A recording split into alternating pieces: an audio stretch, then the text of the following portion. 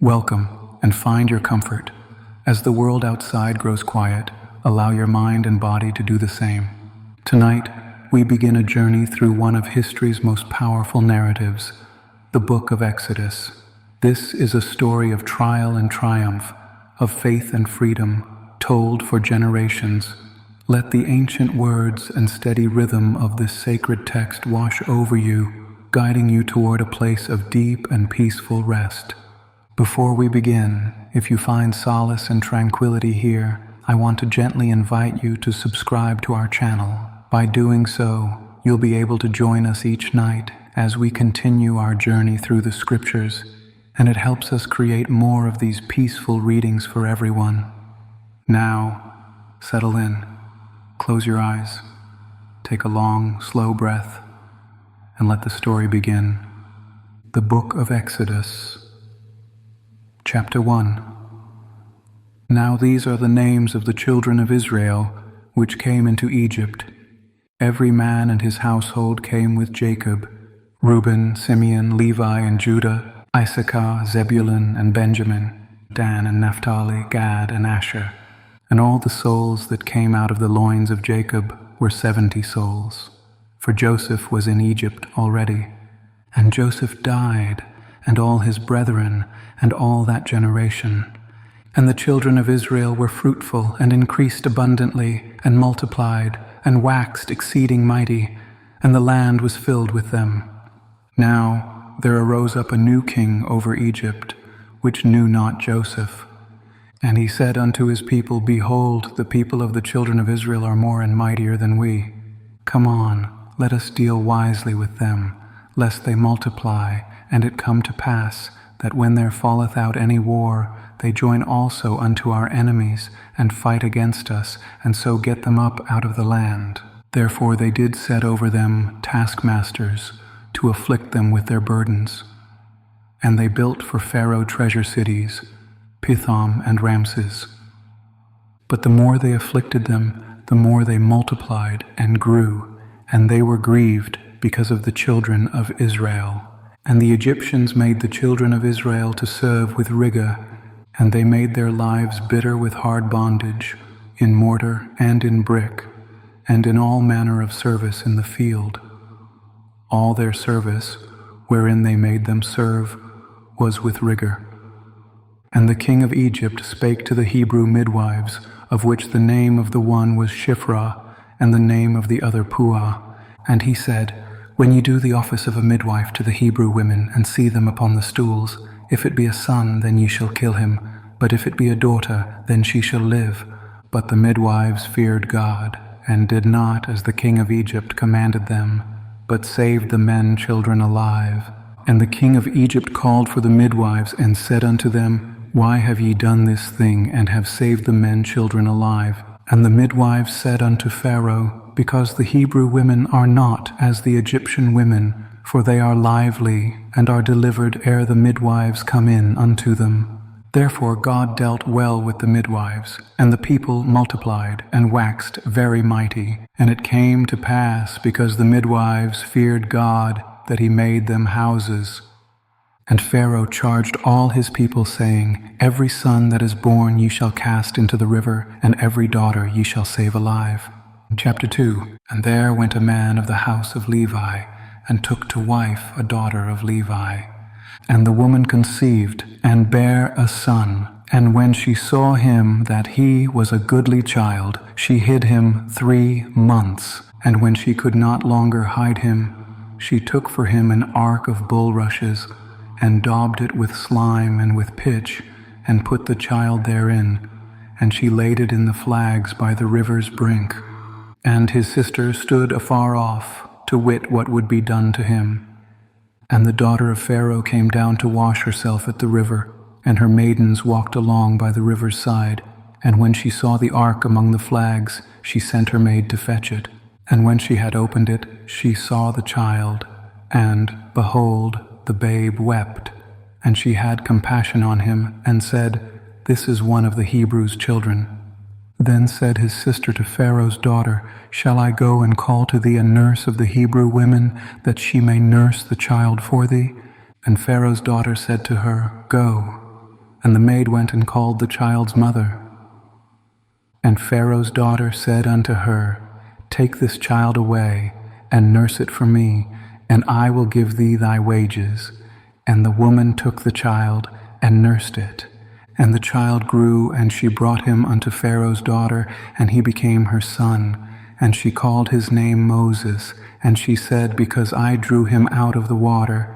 And it came to pass in those days, when Moses was grown, that he went out unto his brethren, and looked on their burdens. And he spied an Egyptian smiting an Hebrew, one of his brethren. And he looked this way and that way, and when he saw that there was no man, he slew the Egyptian, and hid him in the sand. And when he went out the second day, behold, 2 men of the Hebrews strove together. And he said to him that did the wrong, Wherefore smitest thou thy fellow? And he said, Who made thee a prince and a judge over us? Intendest thou to kill me, as thou killedst the Egyptian? And Moses feared, and said, Surely this thing is known.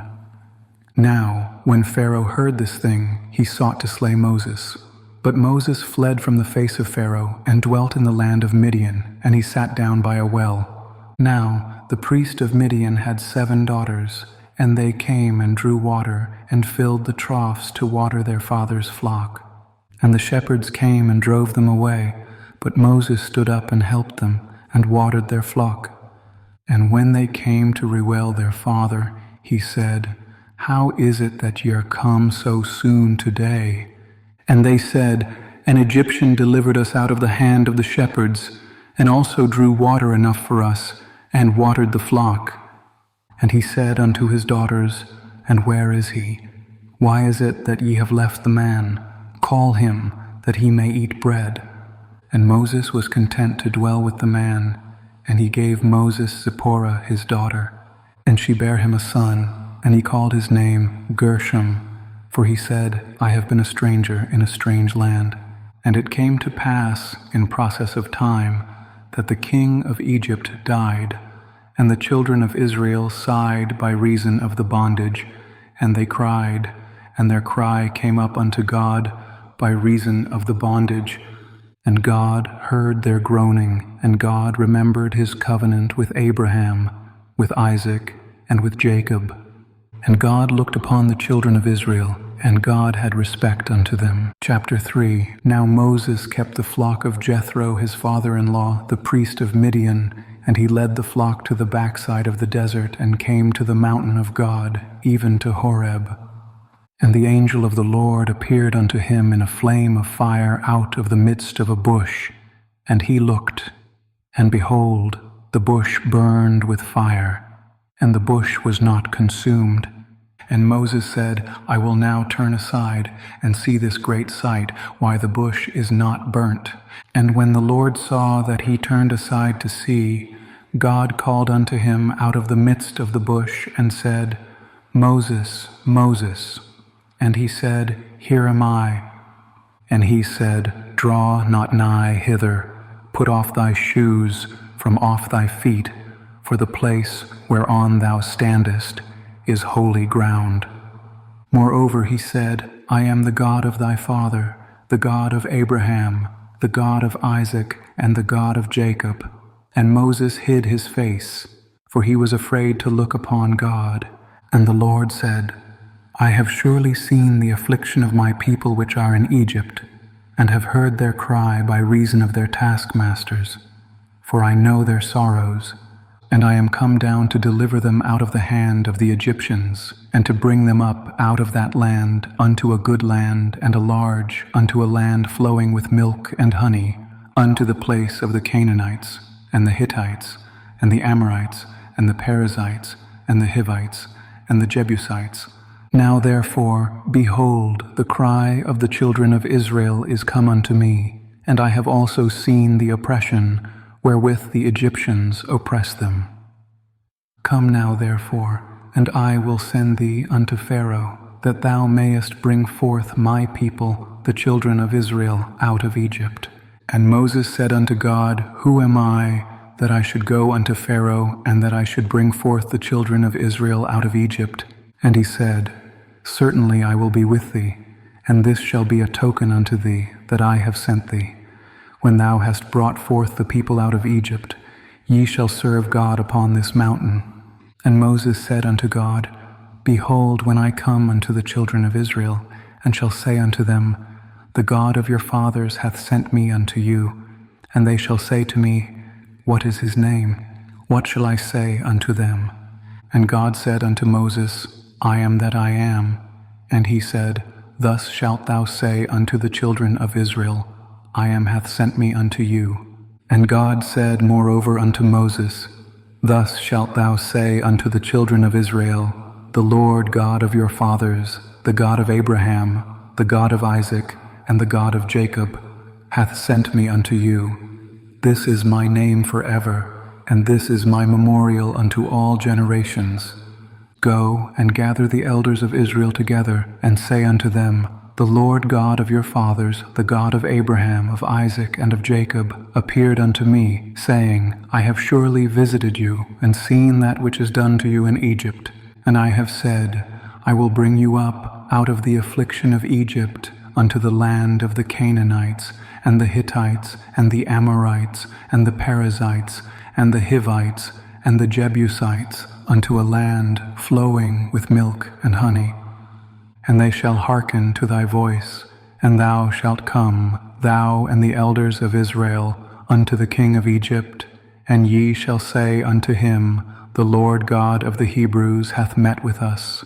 And now let us go, we beseech thee, 3 days' journey into the wilderness, that we may sacrifice to the Lord our God. And I am sure that the king of Egypt will not let you go, no, not by a mighty hand. And I will stretch out my hand, and smite Egypt with all my wonders, which I will do in the midst thereof. And after that he will let you go. And I will give this people favor in the sight of the Egyptians, and it shall come to pass that when ye go, ye shall not go empty, but every woman shall borrow of her neighbor, and of her that sojourneth in her house, jewels of silver, and jewels of gold, and raiment, and ye shall put them upon your sons, and upon your daughters, and ye shall spoil the Egyptians. Chapter 4. And Moses answered and said, But behold, they will not believe me, nor hearken unto my voice. For they will say, The Lord hath not appeared unto thee. And the Lord said unto him, What is that in thine hand? And he said, A rod. And he said, Cast it on the ground. And he cast it on the ground, and it became a serpent. And Moses fled from before it. And the Lord said unto Moses, Put forth thine hand, and take it by the tail. And he put forth his hand, and caught it, and it became a rod in his hand, that they may believe that the Lord God of their fathers, the God of Abraham, the God of Isaac, and the God of Jacob, hath appeared unto thee. And the Lord said furthermore unto him, Put now thine hand into thy bosom. And he put his hand into his bosom. And when he took it out, behold, his hand was leprous as snow. And he said, Put thine hand into thy bosom again. And he put his hand into his bosom again, and plucked it out of his bosom, and behold, it was turned again as his other flesh. And it shall come to pass, if they will not believe thee, neither hearken to the voice of the first sign, that they will believe the voice of the latter sign. And it shall come to pass, if they will not believe also these 2 signs, neither hearken unto thy voice, that thou shalt take of the water of the river, the water which thou takest out of the river shall become blood upon the dry land.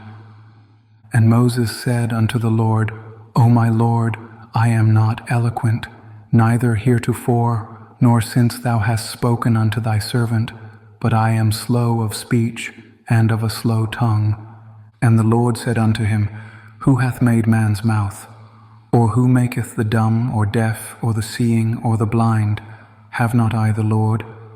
Now therefore go, and I will be with thy mouth, and teach thee what thou shalt say. And he said, O my Lord, send, I pray thee, by the hand of him whom thou wilt send.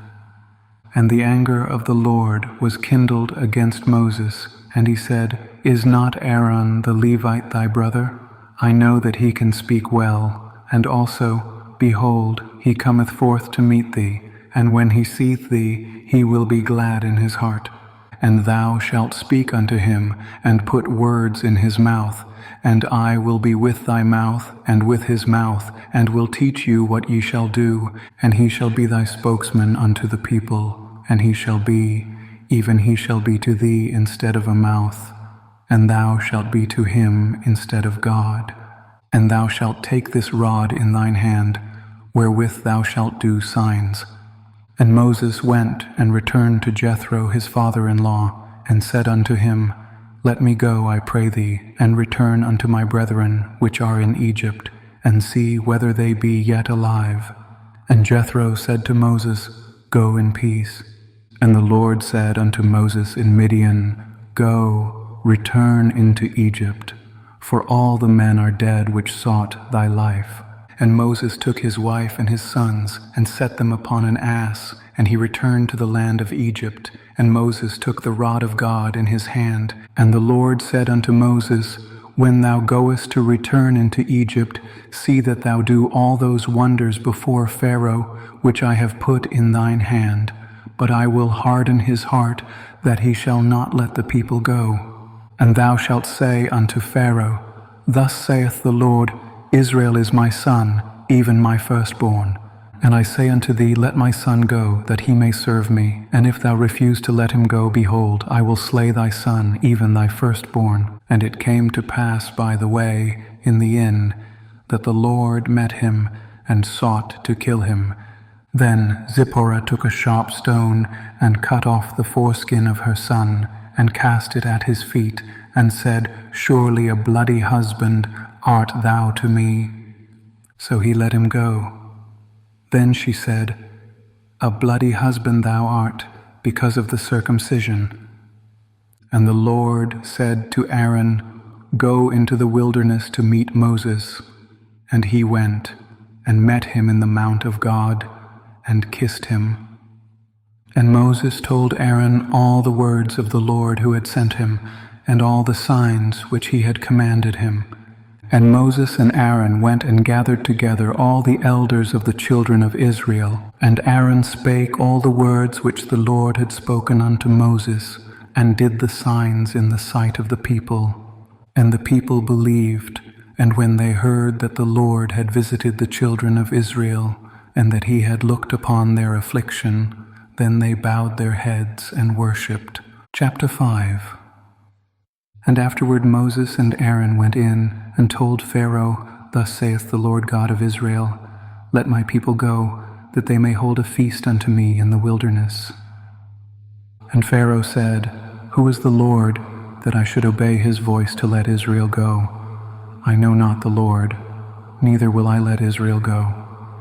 And they said, The God of the Hebrews hath met with us. Let us go, we pray thee, 3 days' journey into the desert, and sacrifice unto the Lord our God, lest he fall upon us with pestilence, or with the sword. And the king of Egypt said unto them, Wherefore do ye, Moses and Aaron, let the people from their works, get you unto your burdens?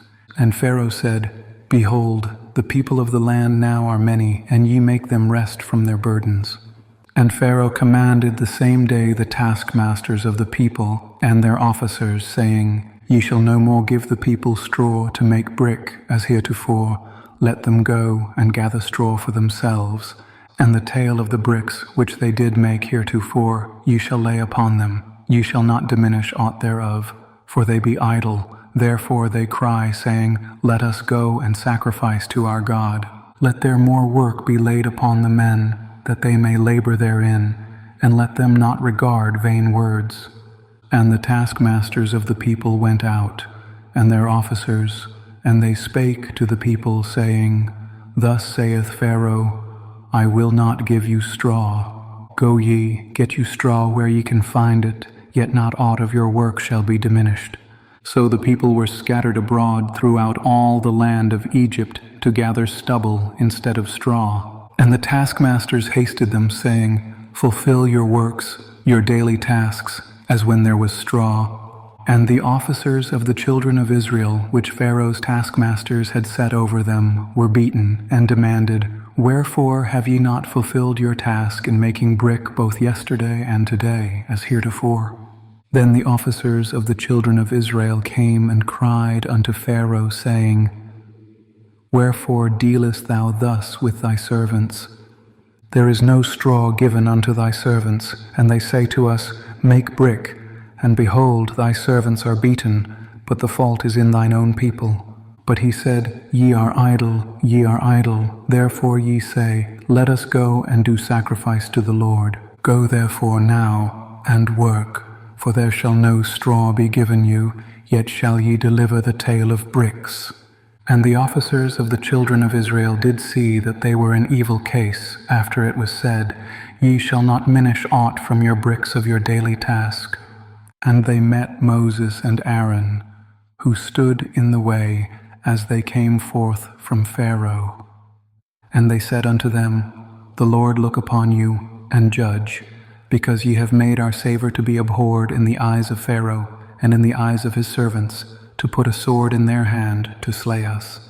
And Moses returned unto the Lord, and said, Lord, wherefore hast thou so evil entreated this people? Why is it that thou hast sent me? For since I came to Pharaoh to speak in thy name, he hath done evil to this people. Neither hast thou delivered thy people at all. Chapter 6. Then the Lord said unto Moses, Now shalt thou see what I will do to Pharaoh. For with a strong hand shall he let them go, and with a strong hand shall he drive them out of his land. And God spake unto Moses, and said unto him, I am the Lord. And I appeared unto Abraham, unto Isaac, and unto Jacob by the name of God Almighty, but by my name Jehovah was I not known to them. And I have also established my covenant with them, to give them the land of Canaan, the land of their pilgrimage, wherein they were strangers. And I have also heard the groaning of the children of Israel, whom the Egyptians keep in bondage, and I have remembered my covenant. Wherefore say unto the children of Israel, I am the Lord, and I will bring you out from under the burdens of the Egyptians, and I will rid you out of their bondage, and I will redeem you with a stretched out arm and with great judgments, and I will take you to me for a people, and I will be to you a God. And ye shall know that I am the Lord your God, which bringeth you out from under the burdens of the Egyptians. And I will bring you in unto the land, concerning the which I did swear to give it to Abraham, to Isaac, and to Jacob, and I will give it you for an heritage. I am the Lord. And Moses spake so unto the children of Israel, but they hearkened not unto Moses for anguish of spirit, and for cruel bondage. And the Lord spake unto Moses, saying, Go in, speak unto Pharaoh king of Egypt, that he let the children of Israel go out of his land. And Moses spake before the Lord, saying, Behold, the children of Israel have not hearkened unto me. How then shall Pharaoh hear me, who am of uncircumcised lips? And the Lord spake unto Moses and unto Aaron, and gave them a charge unto the children of Israel, and unto Pharaoh king of Egypt, to bring the children of Israel out of the land of Egypt. These be the heads of their fathers' houses, the sons of Reuben, the firstborn of Israel, Hanok and Palu, Hezron and Carmi. These be the families of Reuben, and the sons of Simeon, Jemuel and Jamin, and Ohad, and Jachin, and Zohar, and Shaul, the son of a Canaanitish woman. These are the families of Simeon. And these are the names of the sons of Levi, according to their generations, Gershon, and Kohath, and Merari. And the years of the life of Levi were 137 years. The sons of Gershon, Libni, and Shimi, according to their families. And the sons of Kohath, Amram, and Izhar, and Hebron, and Uzziel. And the years of the life of Kohath were 133 years. And the sons of Merari, Mahali, and Mushi. These are the families of Levi according to their generations.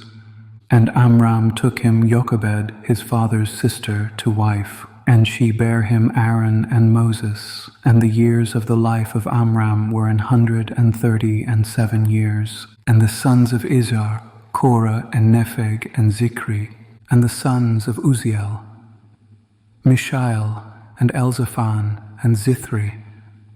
And Aaron took him Elisheba, daughter of Aminadab, sister of Nahshon, to wife, and she bare him Nadab and Abihu, Eleazar and Ithamar, and the sons of Korah, Asir and Elkanah and Abiasaph.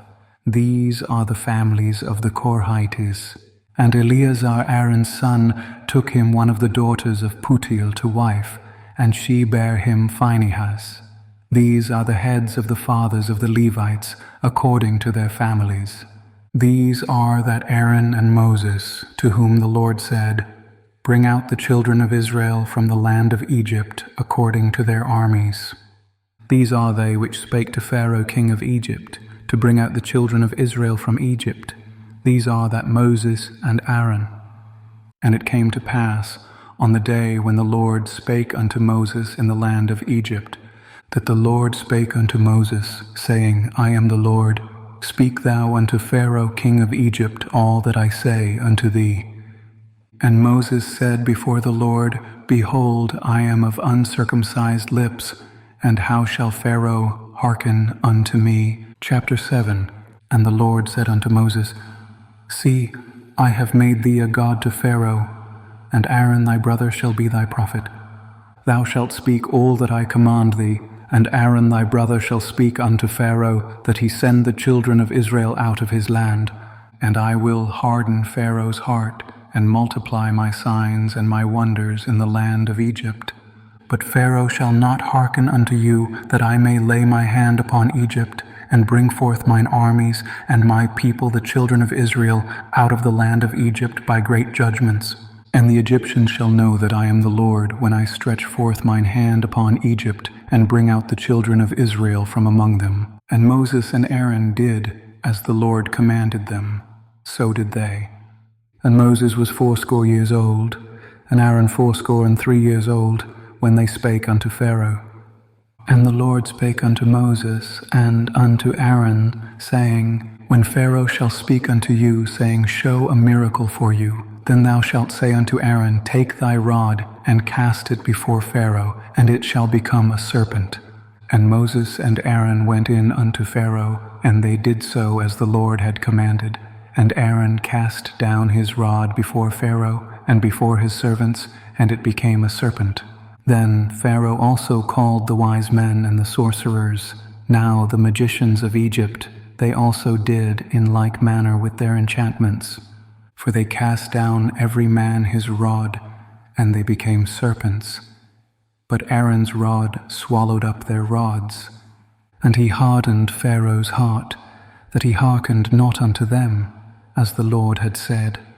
And the Lord said unto Moses, Pharaoh's heart is hardened, he refuseth to let the people go. Get thee unto Pharaoh in the morning, lo, he goeth out unto the water, and thou shalt stand by the river's brink against he come, and the rod which was turned to a serpent shalt thou take in thine hand.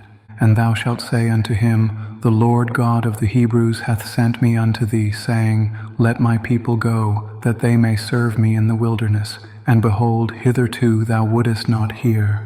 Thus saith the Lord, In this thou shalt know that I am the Lord.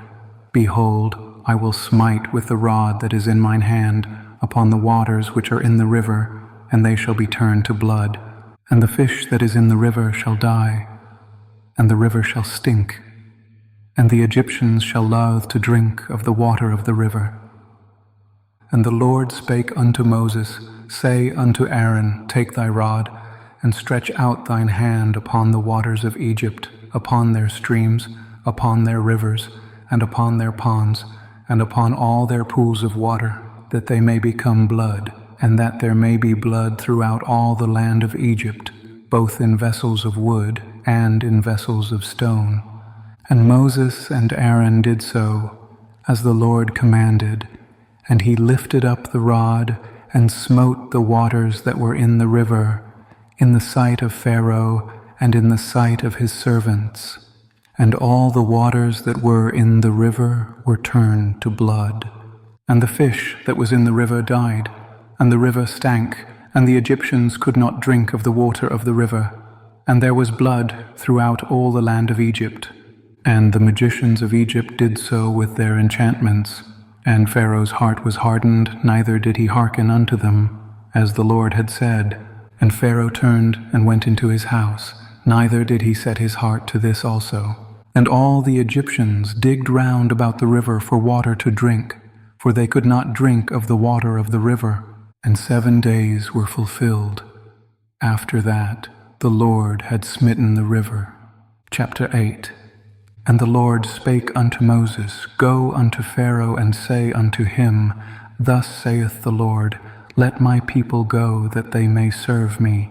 And if thou refuse to let them go, behold, I will smite all thy borders with frogs. And the river shall bring forth frogs abundantly, which shall go up and come into thine house, and into thy bedchamber, and upon thy bed, and into the house of thy servants, and upon thy people, and into thine ovens, and into thy kneading troughs. And the frogs shall come up both on thee, and upon thy people, and upon all thy servants. And the Lord spake unto Moses, Say unto Aaron, Stretch forth thine hand with thy rod over the streams, over the rivers, and over the ponds, and cause frogs to come up upon the land of Egypt. And Aaron stretched out his hand over the waters of Egypt, and the frogs came up and covered the land of Egypt. And the magicians did so with their enchantments, and brought up frogs upon the land of Egypt. Then Pharaoh called for Moses and Aaron, and said, Entreat the Lord, that he may take away the frogs from me and from my people, and I will let the people go, that they may do sacrifice unto the Lord. And Moses said unto Pharaoh, Glory over me, when shall I entreat for thee, and for thy servants, and for thy people, to destroy the frogs from thee and thy houses, that they may remain in the river only? And he said, Tomorrow. And he said, Be it according to thy word, that thou mayest know that there is none like unto the Lord our God. And the frogs shall depart from thee, and from thy houses, and from thy servants, and from thy people. They shall remain in the river only. And Moses and Aaron went out from Pharaoh. And Moses cried unto the Lord because of the frogs which he had brought against Pharaoh. And the Lord did according to the word of Moses, and the frogs died out of the houses, out of the villages, and out of the fields. And they gathered them together upon heaps, and the land stank. But when Pharaoh saw that there was respite, he hardened his heart, and hearkened not unto them, as the Lord had said. And the Lord said unto Moses, Say unto Aaron, Stretch out thy rod, and smite the dust of the land, that it may become lice throughout all the land of Egypt. And they did so, for Aaron stretched out his hand with his rod, and smote the dust of the earth, and it became lice in man and in beast. All the dust of the land became lice throughout all the land of Egypt. And the magicians did so with their enchantments to bring forth lice, but they could not, so there were lice upon man and upon beast. Then the magician said unto Pharaoh, This is the finger of God. And Pharaoh's heart was hardened, and he hearkened not unto them, as the Lord had said. And the Lord said unto Moses, Rise up early in the morning, and stand before Pharaoh. Lo, he cometh forth to the water, and say unto him, Thus saith the Lord, Let my people go, that they may serve me. Else, if thou wilt not let my people go, behold, I will send swarms of flies upon thee, and upon thy servants, and upon thy people, and into thy houses, and the houses of the Egyptians shall be full of swarms of flies, and also the ground whereon they are. And I will sever in that day the land of Goshen, in which my people dwell, that no swarms of flies shall be there, to the end thou mayest know that I am the Lord in the midst of the earth. And I will put a division between my people and thy people. Tomorrow shall this sign be. And the Lord did so. And there came a grievous swarm of flies into the house of Pharaoh, and into his servants' houses, and into all the land of Egypt. The land was corrupted by reason of the swarm of flies. And Pharaoh called for Moses and for Aaron, and said, Go ye, sacrifice to your God in the land. And Moses said, It is not meet so to do, for we shall sacrifice the abomination of the Egyptians to the Lord our God. Lo, shall we sacrifice the abomination of the Egyptians before their eyes, and will they not stone us? We will go 3 days' journey into the wilderness, and sacrifice to the Lord our God, as he shall command us. And Pharaoh said, I will let you go, that ye may sacrifice to the Lord your God in the wilderness. Only ye shall not go very far away. Entreat for me. And Moses said, Behold, I go out from thee, and I will entreat the Lord that the swarms of flies may depart from Pharaoh, from his servants, and from his people tomorrow. But let not Pharaoh deal deceitfully any more in not letting the people go to sacrifice to the Lord. And Moses went out from Pharaoh and entreated the Lord. And the Lord did according to the word of Moses, and he removed the swarms of flies from Pharaoh, from his servants, and from his people. There remained not one. And Pharaoh hardened his heart at this time also, neither would he let the people go. Chapter 9. Then the Lord said unto Moses, Go in unto Pharaoh and tell him, Thus saith the Lord God of the Hebrews, Let my people go, that they may serve me. For if thou refuse to let them go, and wilt hold them still, behold, the hand of the Lord is upon thy cattle which is in the field, upon the horses, upon the asses, upon the camels, upon the oxen, and upon the sheep. There shall be a very grievous murrain, and the Lord shall sever between the cattle of Israel and the cattle of Egypt, and there shall nothing die of all that is the children's of Israel.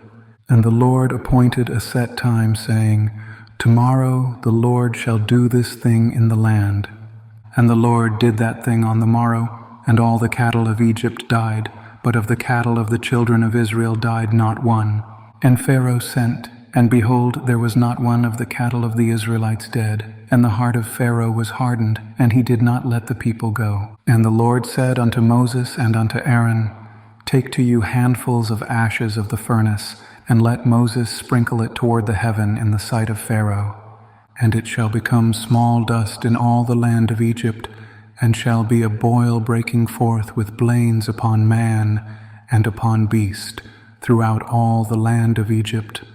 And they took ashes of the furnace and stood before Pharaoh, and Moses sprinkled it up toward heaven, and it became a boil breaking forth with blains upon man and upon beast. And the magicians could not stand before Moses because of the boils, for the boil was upon the magicians and upon all the Egyptians.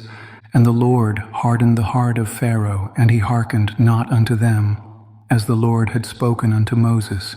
And the Lord said unto Moses, Rise up early in the morning, and stand before Pharaoh, and say unto him, Thus saith the Lord God of the Hebrews, Let my people go, that they may serve me. For I will at this time send all my plagues upon thine heart, and upon thy servants, and upon thy people, that thou mayest know that there is none like me in all the earth. For now I will stretch out my hand, that I may smite thee and thy people with pestilence, and thou shalt be cut off from the earth. And in very deed for this cause have I raised thee up, for to show in thee my power, and that my name may be declared throughout all the earth. As yet exaltest thou thyself against my people, that thou wilt not let them go. Behold, tomorrow, about this time, I will cause it to rain a very grievous hail, such as hath not been in Egypt, since the foundation thereof, even until now. Send therefore now, and gather thy cattle, and all that thou hast in the field, for upon every man and beast which shall be found in the field, and shall not be brought home, the hail shall come down upon them, and they shall die. He that feared the word of the Lord among the servants of Pharaoh made his servants and his cattle flee into the houses, and he that regarded not the word of the Lord left his servants and his cattle in the field.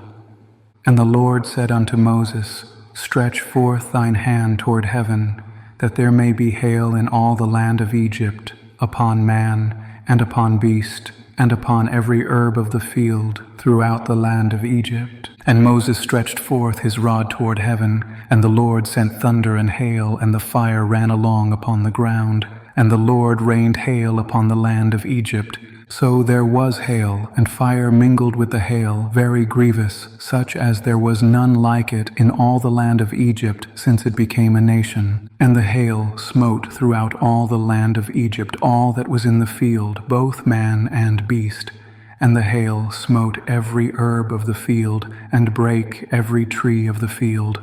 Only in the land of Goshen, where the children of Israel were, was there no hail.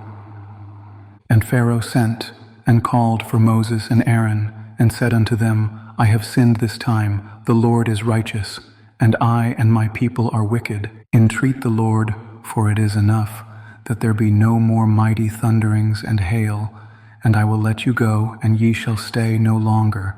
And Moses said unto him, As soon as I am gone out of the city, I will spread abroad my hands unto the Lord, and the thunder shall cease, neither shall there be any more hail, that thou mayest know how that the earth is the Lord's.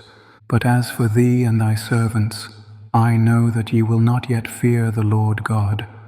And the flax and the barley was smitten, for the barley was in the ear, and the flax was bold.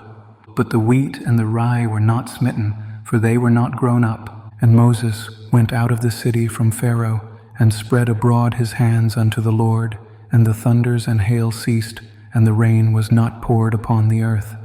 And when Pharaoh saw that the rain and the hail and the thunders were ceased, he sinned yet more, and hardened his heart, he and his servants. And the heart of Pharaoh was hardened, neither would he let the children of Israel go, as the Lord had spoken by Moses. Chapter 10. And the Lord said unto Moses, Go in unto Pharaoh, for I have hardened his heart, and the heart of his servants, that I might show these my signs before him, and that thou mayest tell in the ears of thy son and of thy son's son, what things I have wrought in Egypt, and my signs which I have done among them, that ye may know how that I am the Lord. And Moses and Aaron came in unto Pharaoh, and said unto him, Thus saith the Lord God of the Hebrews, How long wilt thou refuse to humble thyself before me? Let my people go, that they may serve me. Else if thou refuse to let my people go, behold, tomorrow will I bring the locusts into thy coast, and they shall cover the face of the earth, that one cannot be able to see the earth. And they shall eat the residue of that which is escaped, which remaineth unto you from the hail, and shall eat every tree which groweth for you out of the field. And they shall fill thy houses, and the houses of all thy servants, and the houses of all the Egyptians, which neither thy fathers nor thy fathers' fathers have seen, since the day that they were upon the earth unto this day. And he turned himself and went out from Pharaoh. And Pharaoh's servants said unto him, How long shall this man be a snare unto us? Let the men go, that they may serve the Lord their God. Knowest thou not yet that Egypt is destroyed? And Moses and Aaron were brought again unto Pharaoh, and he said unto them, Go, serve the Lord your God, but who are they that shall go? And Moses said, We will go with our young and with our old, with our sons and with our daughters, with our flocks and with our herds will we go, for we must hold a feast unto the Lord.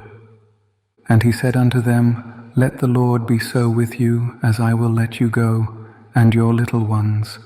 Look to it, for evil is before you. Not so, go now ye that are men, and serve the Lord, for that ye did desire. And they were driven out from Pharaoh's presence. And the Lord said unto Moses, Stretch out thine hand over the land of Egypt for the locusts, that they may come up upon the land of Egypt, and eat every herb of the land, even all that the hail hath left. And Moses stretched forth his rod over the land of Egypt, and the Lord brought an east wind upon the land all that day and all that night. And when it was morning, the east wind brought the locusts. And the locusts went up over all the land of Egypt, and rested in all the coasts of Egypt. Very grievous were they, Before them there were no such locusts as they, neither after them shall be such.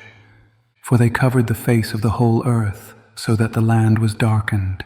And they did eat every herb of the land, and all the fruit of the trees which the hail had left, and there remained not any green thing in the trees or in the herbs of the field through all the land of Egypt. Then Pharaoh called for Moses and Aaron in haste, and he said, I have sinned against the Lord your God, and against you. Now therefore forgive, I pray thee, my sin only this once, and entreat the Lord your God, that he may take away from me this death only. And he went out from Pharaoh and entreated the Lord, and the Lord turned a mighty strong west wind, which took away the locusts, and cast them into the Red Sea. There remained not one locust in all the coasts of Egypt. But the Lord hardened Pharaoh's heart, so that he would not let the children of Israel go. And the Lord said unto Moses, Stretch out thine hand toward heaven, that there may be darkness over the land of Egypt, even darkness which may be felt. And Moses stretched forth his hand toward heaven, and there was a thick darkness in all the land of Egypt 3 days. They saw not one another, neither rose any from his place for 3 days. But all the children of Israel had light in their dwellings. And Pharaoh called unto Moses and said, Go ye, serve the Lord. Only let your flocks and your herds be stayed. Let your little ones also go with you. And Moses said, Thou must give us also sacrifices and burnt offerings, that we may sacrifice unto the Lord our God. Our cattle also shall go with us. There shall not an hoof be left behind, for thereof must we take to serve the Lord our God. And we know not with what we must serve the Lord until we come thither. But the Lord hardened Pharaoh's heart, and he would not let them go. And Pharaoh said unto him, Get thee from me, take heed to thyself, see my face no more. For in that day thou seest my face, thou shalt die. And Moses said, Thou hast spoken well, I will see thy face again no more. Chapter 11. And the Lord said unto Moses, Yet will I bring one plague more upon Pharaoh and upon Egypt. Afterwards he will let you go hence. When he shall let you go, he shall surely thrust you out hence altogether. Speak now in the ears of the people, and let every man borrow of his neighbor, and every woman of her neighbor, jewels of silver and jewels of gold. And the Lord gave the people favor in the sight of the Egyptians. Moreover, the man Moses was very great in the land of Egypt, in the sight of Pharaoh's servants, and in the sight of the people. And Moses said, Thus saith the Lord, About midnight will I go out into the midst of Egypt, and all the firstborn in the land of Egypt shall die, from the firstborn of Pharaoh that sitteth upon his throne, even unto the firstborn of the maidservant that is behind the mill, and all the firstborn of beasts. And there shall be a great cry throughout all the land of Egypt, such as there was none like it, nor shall be like it any more. But against any of the children of Israel shall not a dog move his tongue, against man or beast, that ye may know how that the Lord doth put a difference between the Egyptians and Israel. And all these thy servants shall come down unto me, and bow down themselves unto me, saying, Get thee out, and all the people that follow thee. And after that I will go out. And he went out from Pharaoh in a great anger. And the Lord said unto Moses, Pharaoh shall not hearken unto you, that my wonders may be multiplied in the land of Egypt. And Moses and Aaron did all these wonders before Pharaoh, and the Lord hardened Pharaoh's heart, so that he would not let the children of Israel go out of his land. Chapter 12. And the Lord spake unto Moses and Aaron in the land of Egypt, saying, This month shall be unto you the beginning of months. It shall be the first month of the year to you. Speak ye unto all the congregation of Israel, saying, In the 10th day of this month they shall take to them every man a lamb according to the house of their fathers, a lamb for an house.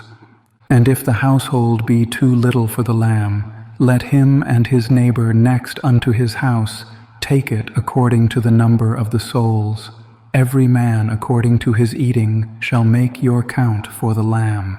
Your lamb shall be without blemish, a male of the first year. Ye shall take it out from the sheep or from the goats, and ye shall keep it up until the 14th day of the same month.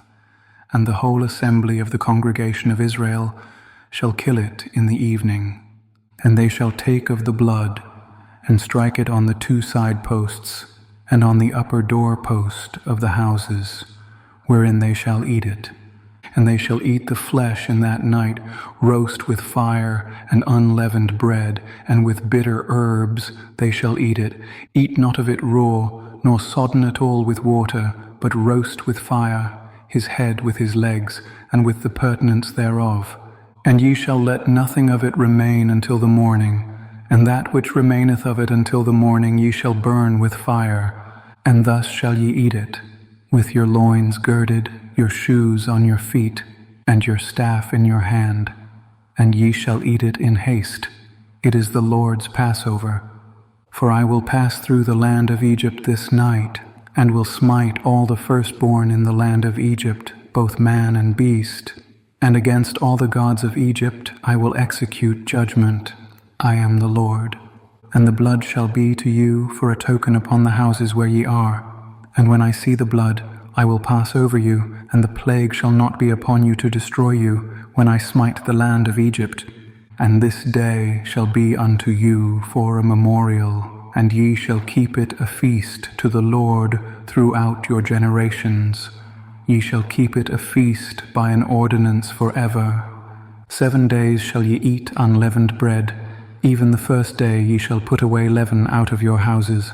For whosoever eateth leavened bread from the first day until the 7th day, that soul shall be cut off from Israel. And in the first day there shall be an holy convocation, and in the 7th day there shall be an holy convocation to you. No manner of work shall be done in them, save that which every man must eat, that only may be done of you. And ye shall observe the feast of unleavened bread. For in this selfsame day have I brought your armies out of the land of Egypt.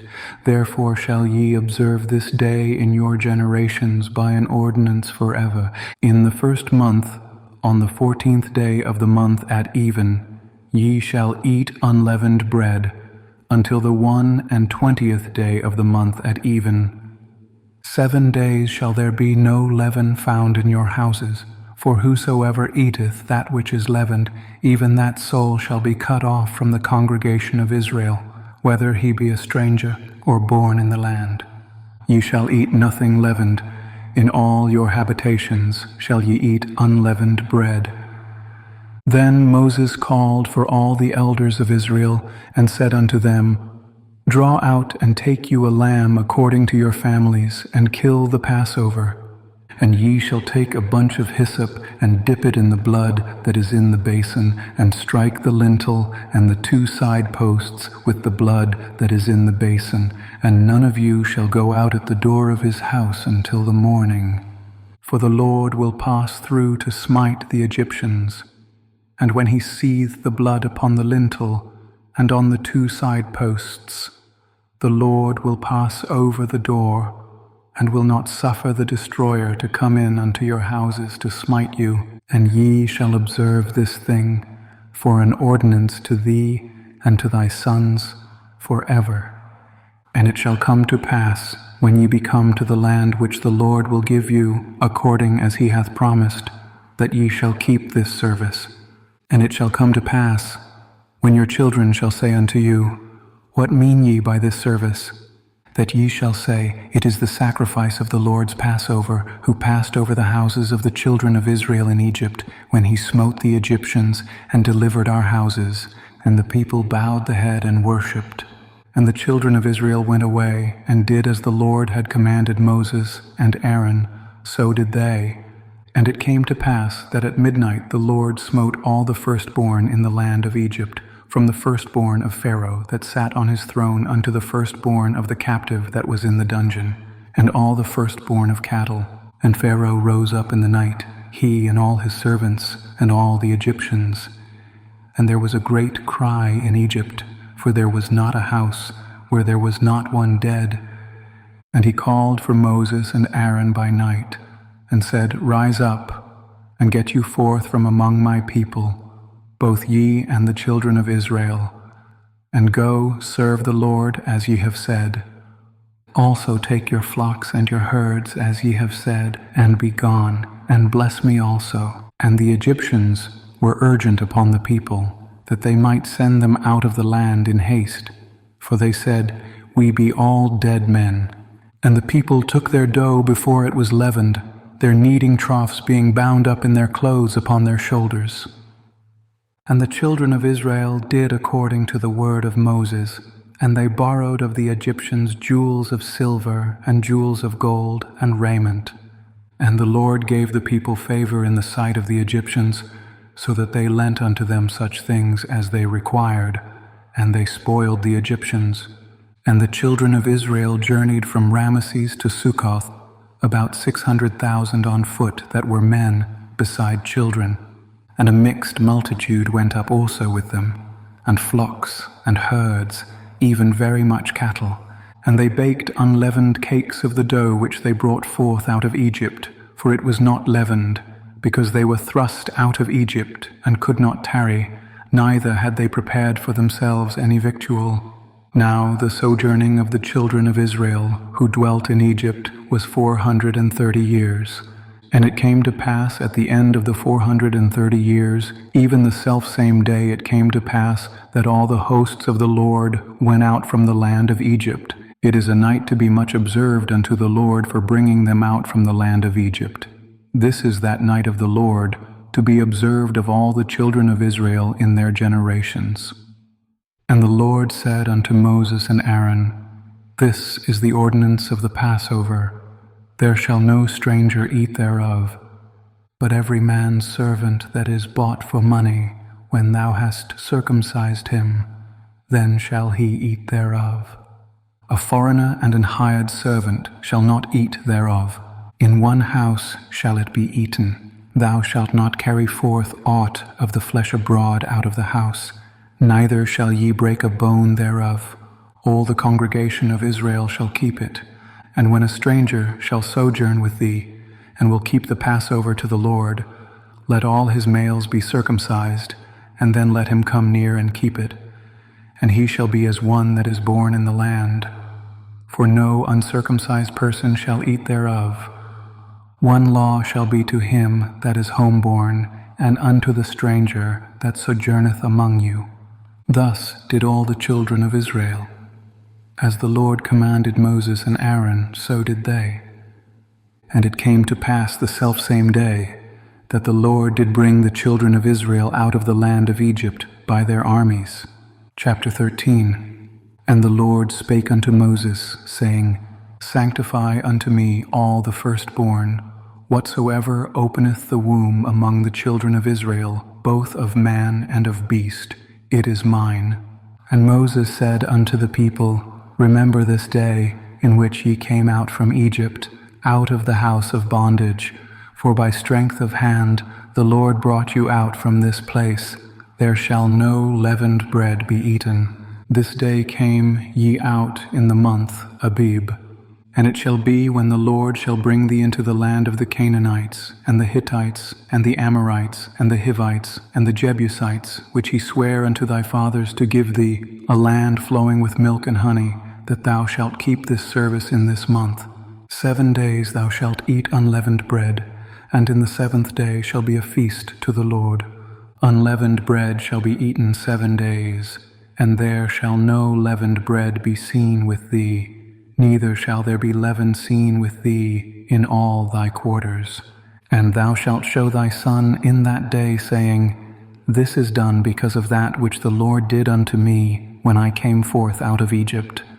And it shall be for a sign unto thee upon thine hand, and for a memorial between thine eyes, that the Lord's law may be in thy mouth. For with a strong hand hath the Lord brought thee out of Egypt. Thou shalt therefore keep this ordinance in his season from year to year. And it shall be when the Lord shall bring thee into the land of the Canaanites, as he sware unto thee and to thy fathers, and shall give it thee, that thou shalt set apart unto the Lord all that openeth the matrix, and every firstling that cometh of a beast which thou hast, the males shall be the Lord's. And every firstling of an ass thou shalt redeem with a lamb. And if thou wilt not redeem it, then thou shalt break his neck, and all the firstborn of man among thy children shalt thou redeem.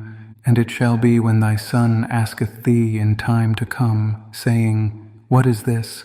That thou shalt say unto him, By strength of hand the Lord brought us out from Egypt, from the house of bondage.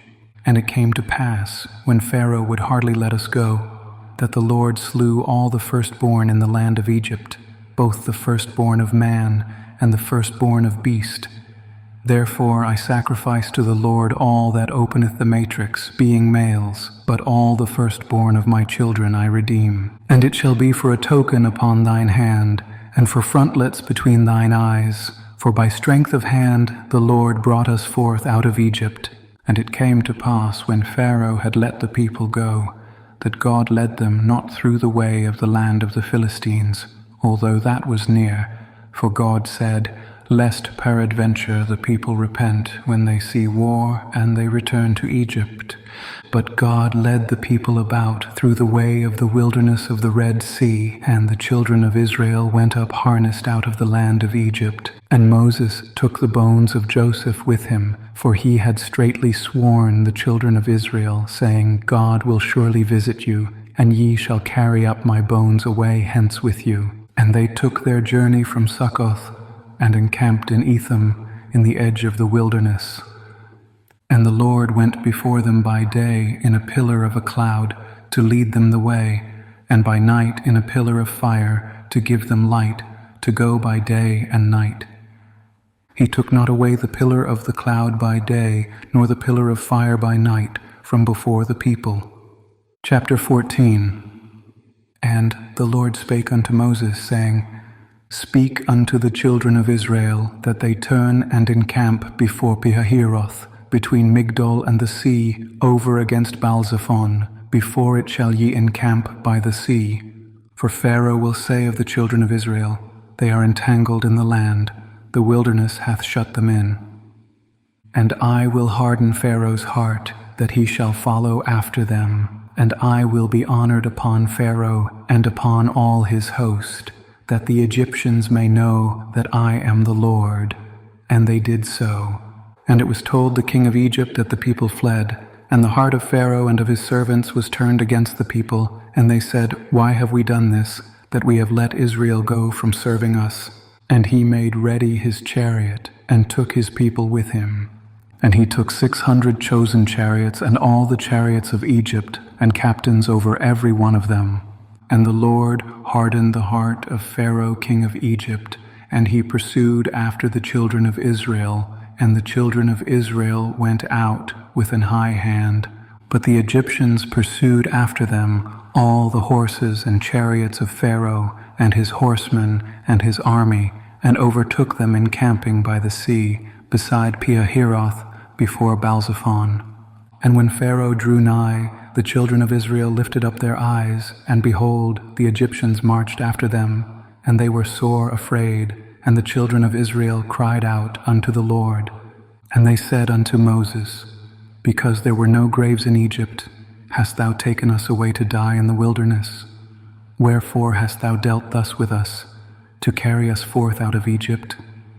Is not this the word that we did tell thee in Egypt, saying, Let us alone, that we may serve the Egyptians? For it had been better for us to serve the Egyptians than that we should die in the wilderness. And Moses said unto the people, Fear ye not, stand still, and see the salvation of the Lord, which he will show to you today. For the Egyptians whom ye have seen today, ye shall see them again no more forever. The Lord shall fight for you, and ye shall hold your peace. And the Lord said unto Moses, Wherefore criest thou unto me? Speak unto the children of Israel, that they go forward. But lift thou up thy rod, and stretch out thine hand over the sea, and divide it. And the children of Israel shall go on dry ground through the midst of the sea. And I, behold, I will harden the hearts of the Egyptians, and they shall follow them. And I will get me honor upon Pharaoh, and upon all his host, upon his chariots, and upon his horsemen.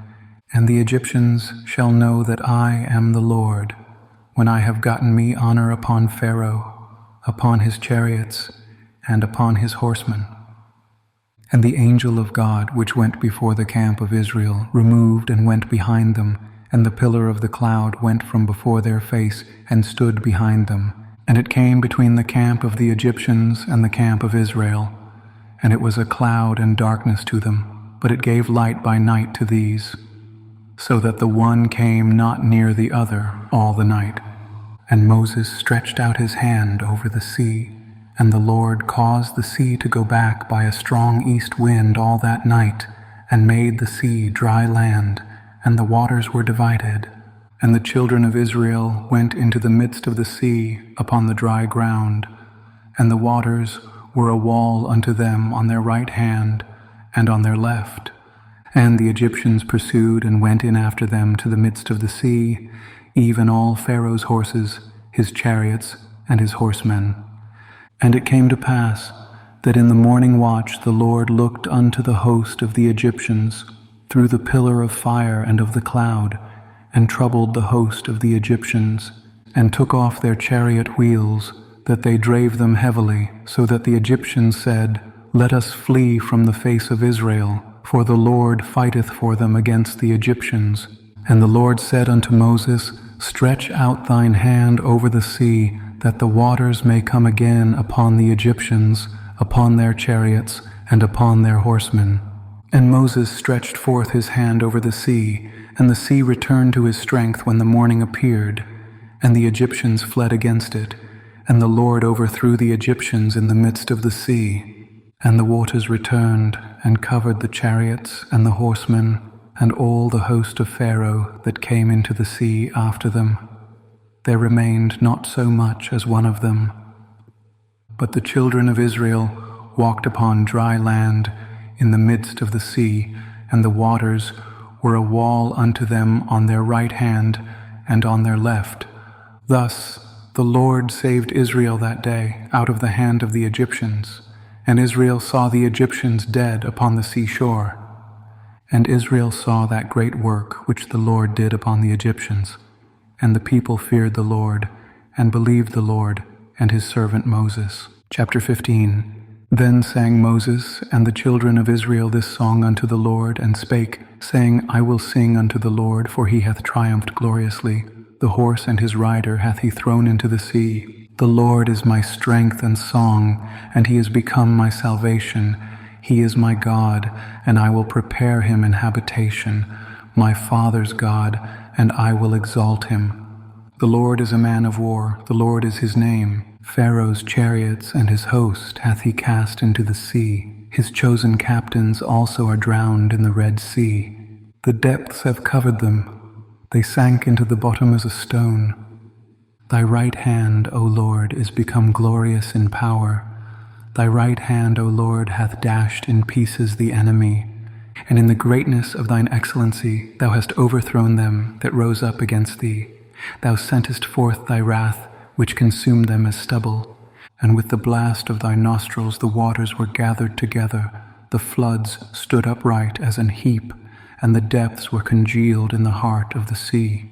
The enemy said, I will pursue, I will overtake, I will divide the spoil. My lust shall be satisfied upon them. I will draw my sword, my hand shall destroy them. Thou didst blow with thy wind, the sea covered them. They sank as lead in the mighty waters. Who is like unto thee, O Lord, among the gods? Who is like thee, glorious in holiness, fearful in praises, doing wonders? Thou stretchedst out thy right hand, the earth swallowed them. Thou in thy mercy hast led forth the people which thou hast redeemed. Thou hast guided them in thy strength unto thy holy habitation. The people shall hear and be afraid. Sorrow shall take hold on the inhabitants of Palestina. Then the dukes of Edom shall be amazed. The mighty men of Moab trembling shall take hold upon them. All the inhabitants of Canaan shall melt away. Fear and dread shall fall upon them. By the greatness of thine arm they shall be as still as a stone, till thy people pass over, O Lord, till the people pass over, which thou hast purchased.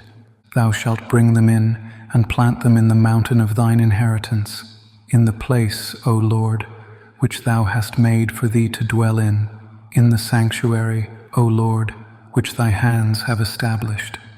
The Lord shall reign forever and ever. For the horse of Pharaoh went in with his chariots and with his horsemen into the sea, and the Lord brought again the waters of the sea upon them. But the children of Israel went on dry land in the midst of the sea. And Miriam the prophetess, the sister of Aaron, took a timbrel in her hand, and all the women went out after her with timbrels and with dances. And Miriam answered them, Sing ye to the Lord, for he hath triumphed gloriously. The horse and his rider hath he thrown into the sea. So Moses brought Israel from the Red Sea, and they went out into the wilderness of Shur. And they went 3 days in the wilderness and found no water. And when they came to Marah, they could not drink of the waters of Marah, for they were bitter. Therefore the name of it was called Marah. And the people murmured against Moses, saying, What shall we drink? And he cried unto the Lord. And the Lord showed him a tree, which, when he had cast into the waters were made sweet. There he made for them a statute and an ordinance, and there he proved them, and said, If thou wilt diligently hearken to the voice of the Lord thy God, and wilt do that which is right in his sight, and wilt give ear to his commandments, and keep all his statutes, I will put none of these diseases upon thee, which I have brought upon the Egyptians, for I am the Lord that healeth thee. And they came to Elim, where were 12 wells of water, and 70 palm trees, and they encamped there by the waters. Chapter 16. And they took their journey from Elim, and all the congregation of the children of Israel came unto the wilderness of Sin, which is between Elim and Sinai, on the 15th day of the 2nd month after their departing out of the land of Egypt.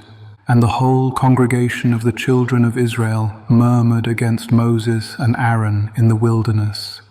And the children of Israel said unto them, Would to God we had died by the hand of the Lord in the land of Egypt, when we sat by the flesh pots, and when we did eat bread to the full. For ye have brought us forth into this wilderness, to kill this whole assembly with hunger.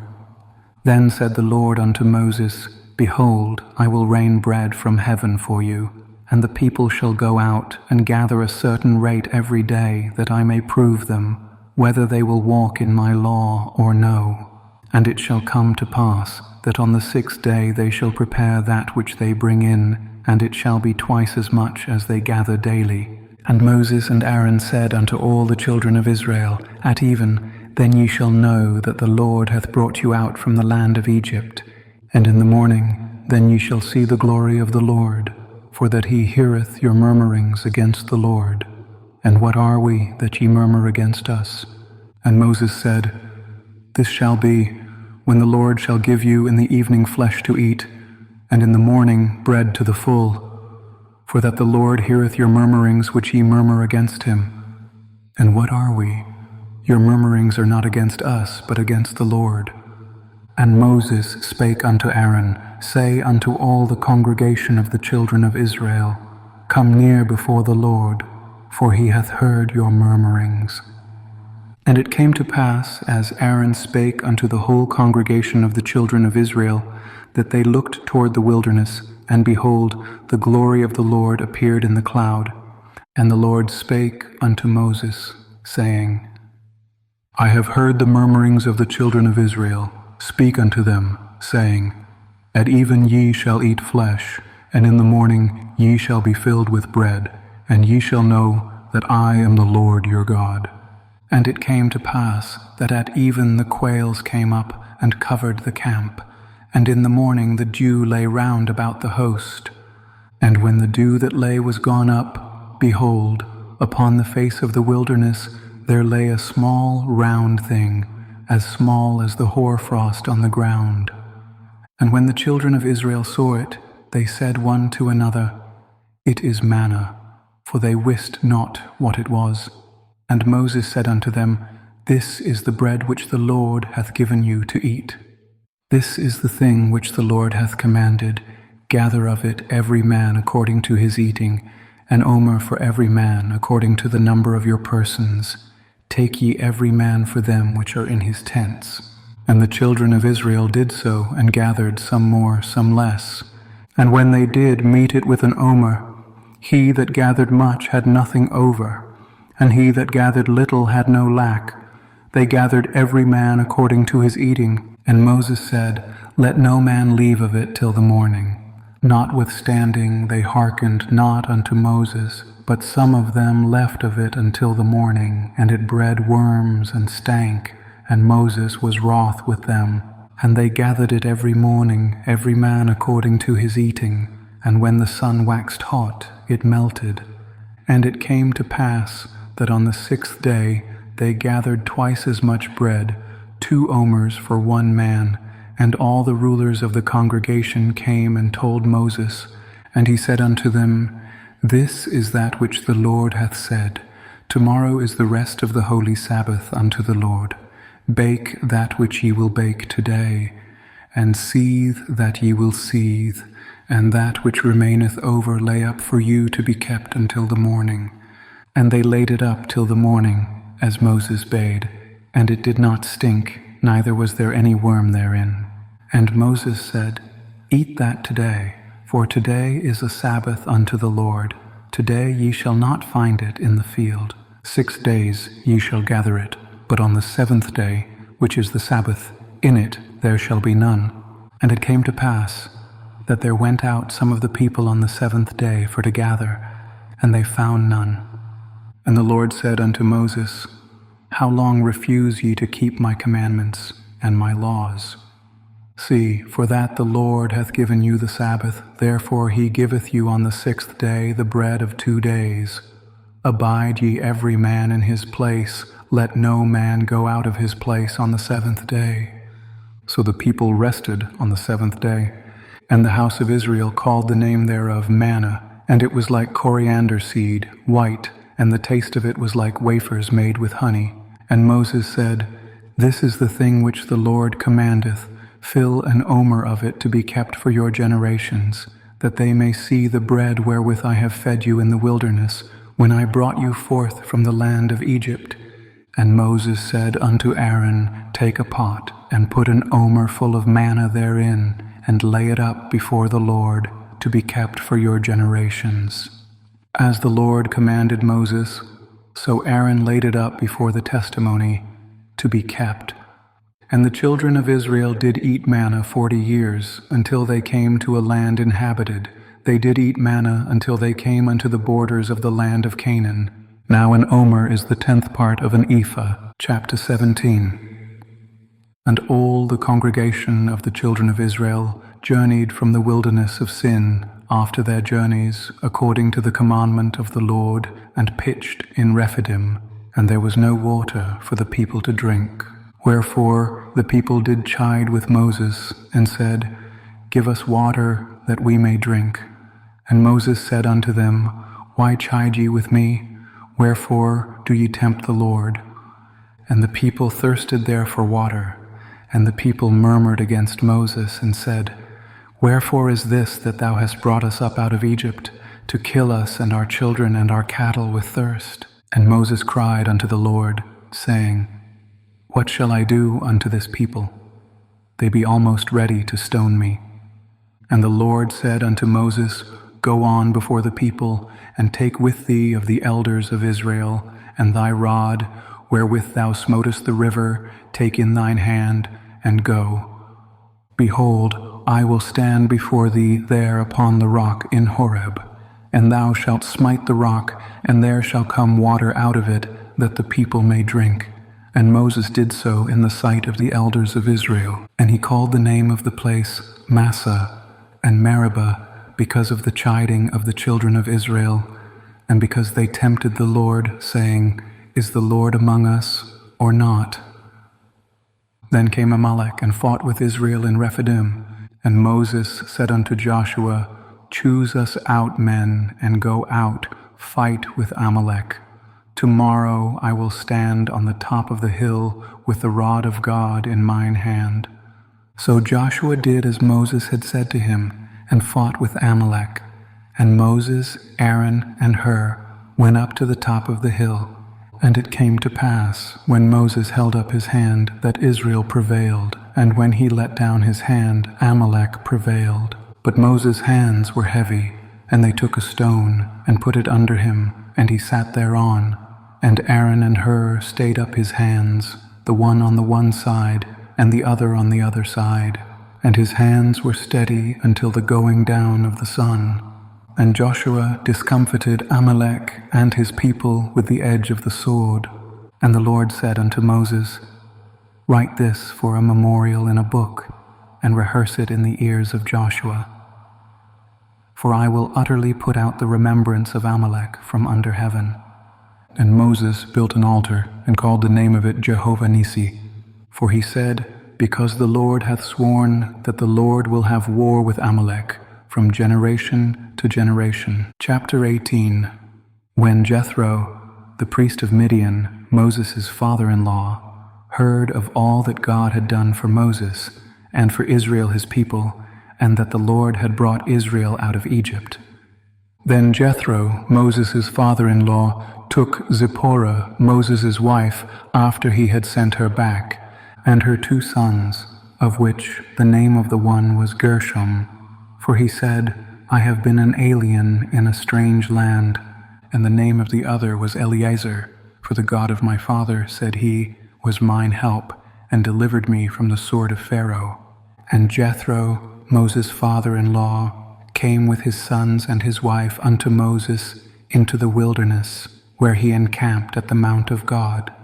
And he said unto Moses, I thy father-in-law Jethro am come unto thee, and thy wife and her 2 sons with her. And Moses went out to meet his father-in-law, and did obeisance, and kissed him, and they asked each other of their welfare, and they came into the tent. And Moses told his father-in-law all that the Lord had done unto Pharaoh and to the Egyptians for Israel's sake, and all the travail that had come upon them by the way, and how the Lord delivered them. And Jethro rejoiced for all the goodness which the Lord had done to Israel, whom he had delivered out of the hand of the Egyptians. And Jethro said, Blessed be the Lord, who hath delivered you out of the hand of the Egyptians, and out of the hand of Pharaoh, who hath delivered the people from under the hand of the Egyptians. Now I know that the Lord is greater than all gods, for in the thing wherein they dealt proudly, he was above them. And Jethro, Moses' father-in-law, took a burnt offering and sacrifices for God. And Aaron came, and all the elders of Israel, to eat bread with Moses' father-in-law before God. And it came to pass on the morrow that Moses sat to judge the people, and the people stood by Moses from the morning unto the evening. And when Moses' father-in-law saw all that he did to the people, he said, What is this thing that thou doest to the people? Why sittest thou thyself alone, and all the people stand by thee from morning unto even? And Moses said unto his father-in-law, Because the people come unto me to inquire of God. When they have a matter, they come unto me, and I judge between one and another, and I do make them know the statutes of God, and his laws. And Moses' father-in-law said unto him, The thing that thou doest is not good. Thou wilt surely wear away both thou and this people that is with thee, for this thing is too heavy for thee. Thou art not able to perform it thyself alone. Hearken now unto my voice, I will give thee counsel, and God shall be with thee. Be thou for the people to God ward, that thou mayest bring the causes unto God, and thou shalt teach them ordinances and laws, and shalt show them the way wherein they must walk, and the work that they must do. Moreover, thou shalt provide out of all the people able men, such as fear God, men of truth, hating covetousness, and place such over them to be rulers of thousands and rulers of hundreds, rulers of 50s and rulers of 10s, and let them judge the people at all seasons. And it shall be, that every great matter they shall bring unto thee, but every small matter they shall judge. So shall it be easier for thyself, and they shall bear the burden with thee. If thou shalt do this thing, and God command thee so, then thou shalt be able to endure, and all this people shall also go to their place in peace. So Moses hearkened to the voice of his father-in-law, and did all that he had said. And Moses chose able men out of all Israel, and made them heads over the people, rulers of thousands, rulers of hundreds, rulers of 50s, and rulers of 10s. And they judged the people at all seasons. The hard causes they brought unto Moses, but every small matter they judged themselves. And Moses let his father-in-law depart, and he went his way into his own land. Chapter 19. In the 3rd month, when the children of Israel were gone forth out of the land of Egypt, the same day came they into the wilderness of Sinai, for they were departed from Rephidim, and were come to the desert of Sinai, and had pitched in the wilderness, and there Israel camped before the mount. And Moses went up unto God.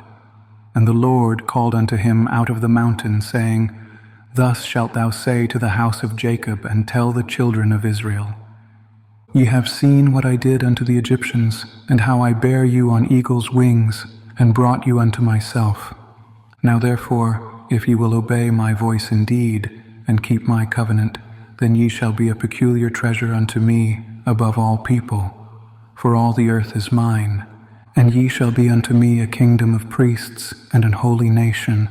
These are the words which thou shalt speak unto the children of Israel. And Moses came and called for the elders of the people, and laid before their faces all these words which the Lord commanded him. And all the people answered together and said, All that the Lord hath spoken we will do. And Moses returned the words of the people unto the Lord. And the Lord said unto Moses, Lo, I come unto thee in a thick cloud, that the people may hear when I speak with thee, and believe thee forever. And Moses told the words of the people unto the Lord. And the Lord said unto Moses, Go unto the people, and sanctify them today and tomorrow, and let them wash their clothes, and be ready against the 3rd day. For the 3rd day the Lord will come down in the sight of all the people upon Mount Sinai. And thou shalt set bounds unto the people round about, saying, Take heed to yourselves, that ye go not up into the mount, or touch the border of it. Whosoever toucheth the mount shall be surely put to death. There shall not an hand touch it, but he shall surely be stoned or shot through. Whether it be beast or man, it shall not live. When the trumpet soundeth long, they shall come up to the mount. And Moses went down from the mount unto the people, and sanctified the people, and they washed their clothes. And he said unto the people, Be ready against the 3rd day. Come not at your wives. And it came to pass on the 3rd day in the morning, that there were thunders and lightnings, and a thick cloud upon the mount, and the voice of the trumpet exceeding loud, so that all the people that was in the camp trembled. And Moses brought forth the people out of the camp to meet with God, and they stood at the nether part of the mount. And Mount Sinai was altogether on a smoke, because the Lord descended upon it in fire, and the smoke thereof ascended as the smoke of a furnace, and the whole mount quaked greatly. And when the voice of the trumpet sounded long, and waxed louder and louder, Moses spake, and God answered him by a voice. And the Lord came down upon Mount Sinai, on the top of the mount. And the Lord called Moses up to the top of the mount, and Moses went up. And the Lord said unto Moses, Go down, charge the people, lest they break through unto the Lord to gaze, and many of them perish. And let the priests also, which come near to the Lord, sanctify themselves, lest the Lord break forth upon them. And Moses said unto the Lord, The people cannot come up to Mount Sinai, for thou chargedst us, saying, set bounds about the mount, and sanctify it. And the Lord said unto him, Away, get thee down, and thou shalt come up, thou and Aaron with thee, but let not the priests and the people break through to come up unto the Lord, lest he break forth upon them. So Moses went down unto the people, and spake unto them. Chapter 20. And God spake all these words, saying, I am the Lord thy God, which have brought thee out of the land of Egypt, out of the house of bondage. Thou shalt have no other gods before me. Thou shalt not make unto thee any graven image, or any likeness of anything that is in heaven above, or that is in the earth beneath, or that is in the water under the earth. Thou shalt not bow down thyself to them, nor serve them. For I, the Lord thy God, am a jealous God, visiting the iniquity of the fathers upon the children unto the third and fourth generation of them that hate me, and showing mercy unto thousands of them that love me and keep my commandments. Thou shalt not take the name of the Lord thy God in vain, for the Lord will not hold him guiltless that taketh his name in vain. Remember the Sabbath day, to keep it holy. 6 days shalt thou labor and do all thy work, but the seventh day is the Sabbath of the Lord thy God. In it thou shalt not do any work, thou, nor thy son, nor thy daughter, thy manservant, nor thy maidservant, nor thy cattle, nor thy stranger that is within thy gates.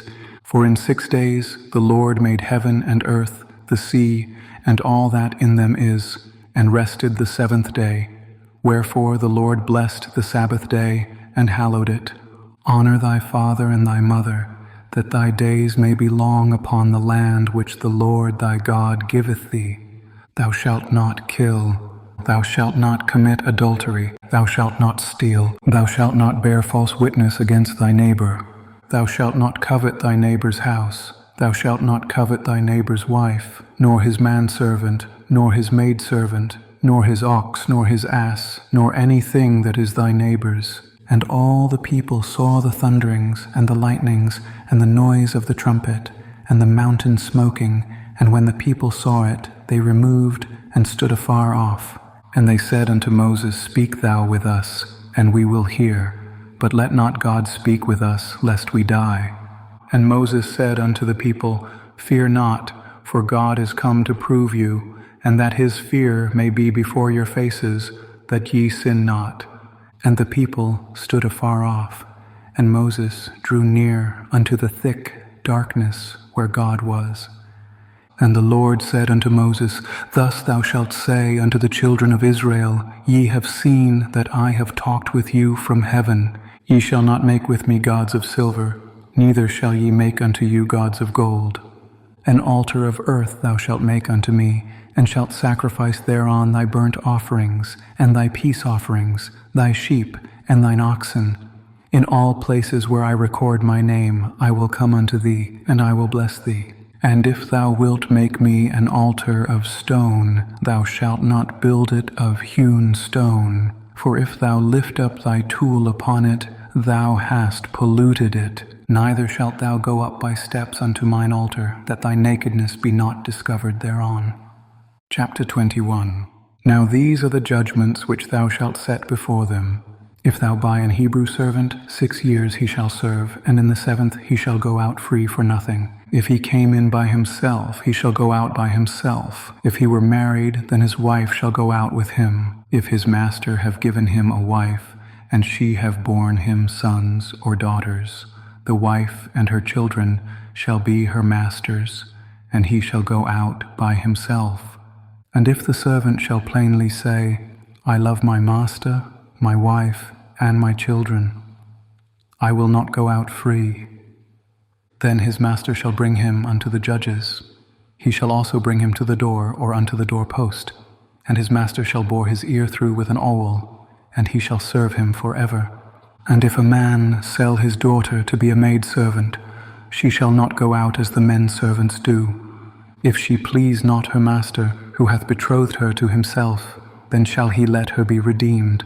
To sell her unto a strange nation he shall have no power, seeing he hath dealt deceitfully with her. and if he have betrothed her unto his son, he shall deal with her after the manner of daughters. If he take him another wife, her food, her raiment, and her duty of marriage shall he not diminish.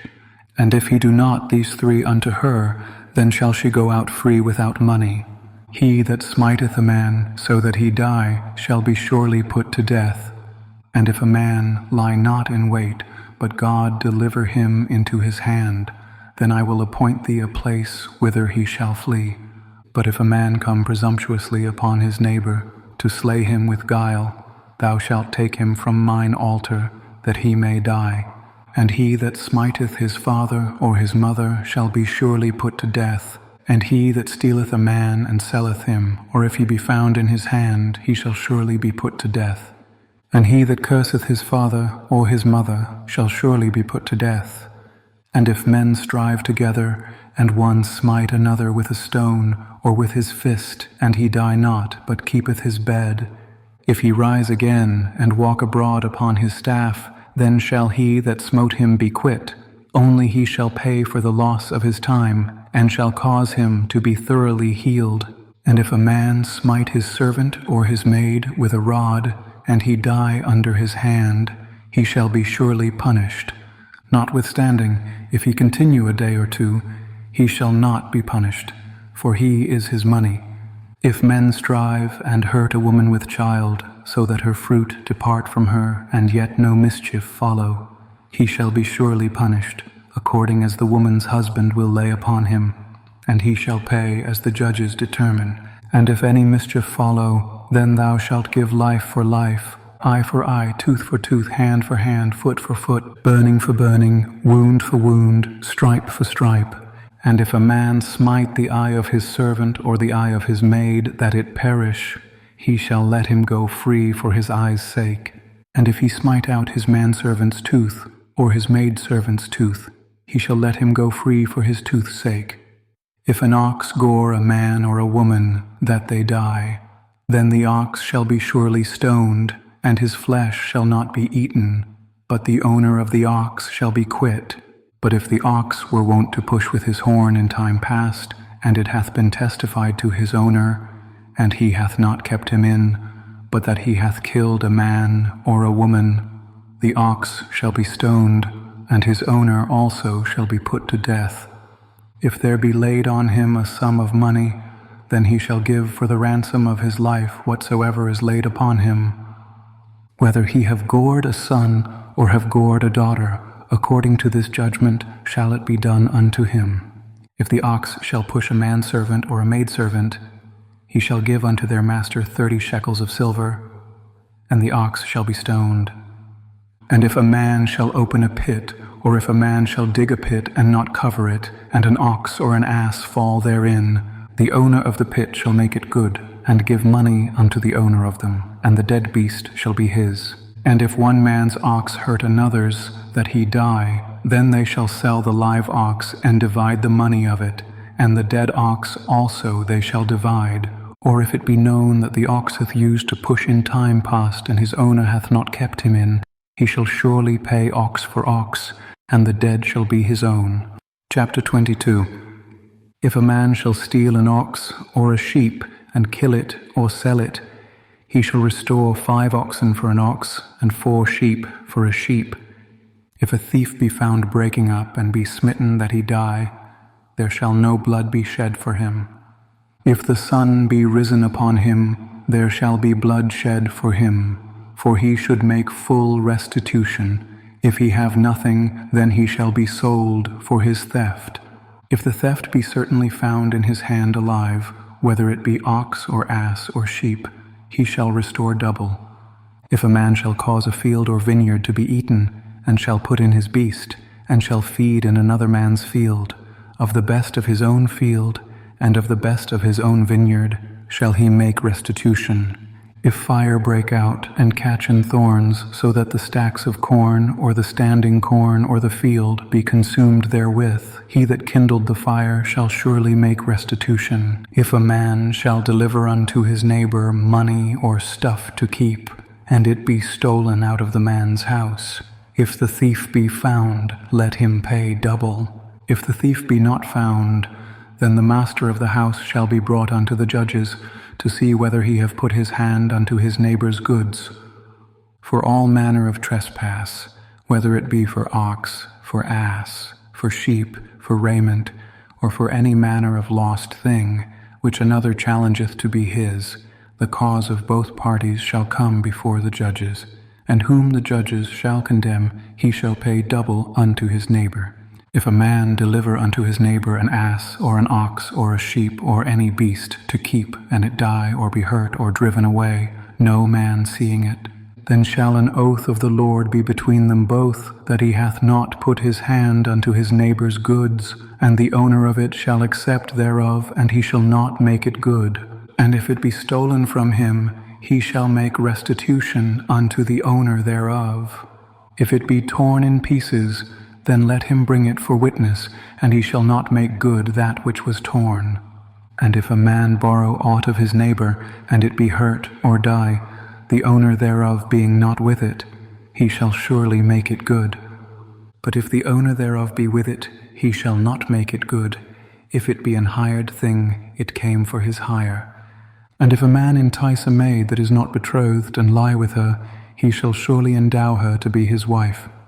If her father utterly refuse to give her unto him, he shall pay money according to the dowry of virgins. Thou shalt not suffer a witch to live. Whosoever lieth with a beast shall surely be put to death. He that sacrificeth unto any god, save unto the Lord only, he shall be utterly destroyed. Thou shalt neither vex a stranger nor oppress him, for ye were strangers in the land of Egypt. Ye shall not afflict any widow or fatherless child. If thou afflict them in any wise, and they cry at all unto me, I will surely hear their cry. And my wrath shall wax hot, and I will kill you with the sword, and your wives shall be widows, and your children fatherless. If thou lend money to any of my people that is poor by thee, thou shalt not be to him as an usurer, neither shalt thou lay upon him usury. If thou at all take thy neighbor's raiment to pledge, thou shalt deliver it unto him by that the sun goeth down. For that is his covering only, it is his raiment for his skin, wherein shall he sleep. And it shall come to pass, when he crieth unto me, that I will hear, for I am gracious. Thou shalt not revile the gods, nor curse the ruler of thy people. Thou shalt not delay to offer the first of thy ripe fruits, and of thy liquors, the firstborn of thy sons shalt thou give unto me. Likewise shalt thou do with thine oxen, and with thy sheep. 7 days it shall be with his dam. On the 8th day thou shalt give it me. And ye shall be holy men unto me. Neither shall ye eat any flesh that is torn of beasts in the field. Ye shall cast it to the dogs. Chapter 23. Thou shalt not raise a false report. Put not thine hand with the wicked to be an unrighteous witness. Thou shalt not follow a multitude to do evil. Neither shalt thou speak in a cause to decline after many to wrest judgment. Neither shalt thou countenance a poor man in his cause. If thou meet thine enemy's ox or his ass going astray, thou shalt surely bring it back to him again. If thou see the ass of him that hateth thee lying under his burden, and wouldest forbear to help him, thou shalt surely help with him. Thou shalt not wrest the judgment of thy poor in his cause. Keep thee far from a false matter, and the innocent and righteous slay thou not. For I will not justify the wicked, and thou shalt take no gift. For the gift blindeth the wise, and perverteth the words of the righteous. Also thou shalt not oppress a stranger, for ye know the heart of a stranger, seeing ye were strangers in the land of Egypt. And 6 years thou shalt sow thy land, and shalt gather in the fruits thereof. But the 7th year thou shalt let it rest and lie still, that the poor of thy people may eat, and what they leave the beasts of the field shall eat. In like manner thou shalt deal with thy vineyard and with thy oliveyard. 6 days thou shalt do thy work, and on the 7th day thou shalt rest, that thine ox and thine ass may rest, and the son of thy handmaid and the stranger may be refreshed. And in all things that I have said unto you, be circumspect, and make no mention of the name of other gods, neither let it be heard out of thy mouth. 3 times thou shalt keep a feast unto me in the year. Thou shalt keep the feast of unleavened bread. Thou shalt eat unleavened bread 7 days, as I commanded thee in the time appointed of the month Abib. For in it thou camest out from Egypt, and none shall appear before me empty. And the feast of harvest, the first fruits of thy labors, which thou hast sown in the field, and the feast of ingathering, which is in the end of the year, when thou hast gathered in thy labors out of the field. 3 times in the year all thy males shall appear before the Lord God. Thou shalt not offer the blood of my sacrifice with leavened bread, neither shall the fat of my sacrifice remain until the morning. The first of the first fruits of thy land thou shalt bring into the house of the Lord thy God. Thou shalt not see the kid in his mother's milk. Behold, I send an angel before thee to keep thee in the way, and to bring thee into the place which I have prepared. Beware of him and obey his voice, provoke him not, for he will not pardon your transgressions, for my name is in him. But if thou shalt indeed obey his voice, and do all that I speak, then I will be an enemy unto thine enemies, and an adversary unto thine adversaries. For mine angel shall go before thee, and bring thee in unto the Amorites, and the Hittites, and the Perizzites, and the Canaanites, the Hivites, and the Jebusites, and I will cut them off. Thou shalt not bow down to their gods, nor serve them, nor do after their works, but thou shalt utterly overthrow them, and quite break down their images. And ye shall serve the Lord your God, and he shall bless thy bread and thy water, and I will take sickness away from the midst of thee. There shall nothing cast their young, nor be barren in thy land. The number of thy days I will fulfill. I will send my fear before thee, and will destroy all the people to whom thou shalt come, and I will make all thine enemies turn their backs unto thee. And I will send hornets before thee, which shall drive out the Hivite, the Canaanite, and the Hittite from before thee. I will not drive them out from before thee in 1 year, lest the land become desolate, and the beast of the field multiply against thee. By little and little I will drive them out from before thee, until thou be increased, and inherit the land. And I will set thy bounds from the Red Sea even unto the sea of the Philistines, and from the desert unto the river, for I will deliver the inhabitants of the land into your hand, and thou shalt drive them out before thee. Thou shalt make no covenant with them, nor with their gods. They shall not dwell in thy land, lest they make thee sin against me. For if thou serve their gods, it will surely be a snare unto thee. Chapter 24. And he said unto Moses, Come up unto the Lord, thou and Aaron, Nadab and Abihu, and 70 of the elders of Israel, and worship ye afar off. And Moses alone shall come near the Lord, but they shall not come nigh, neither shall the people go up with him. And Moses came and told the people all the words of the Lord, and all the judgments. And all the people answered with one voice, and said, All the words which the Lord hath said will we do. And Moses wrote all the words of the Lord, and rose up early in the morning, and builded an altar under the hill, and 12 pillars, according to the 12 tribes of Israel. And he sent young men of the children of Israel, which offered burnt offerings, and sacrificed peace offerings of oxen unto the Lord. 6 And Moses took half of the blood, and put it in basins, and half of the blood he sprinkled on the altar. And he took the book of the covenant, and read in the audience of the people, and they said, All that the Lord hath said will we do, and be obedient. And Moses took the blood, and sprinkled it on the people, and said, Behold the blood of the covenant, which the Lord hath made with you concerning all these words.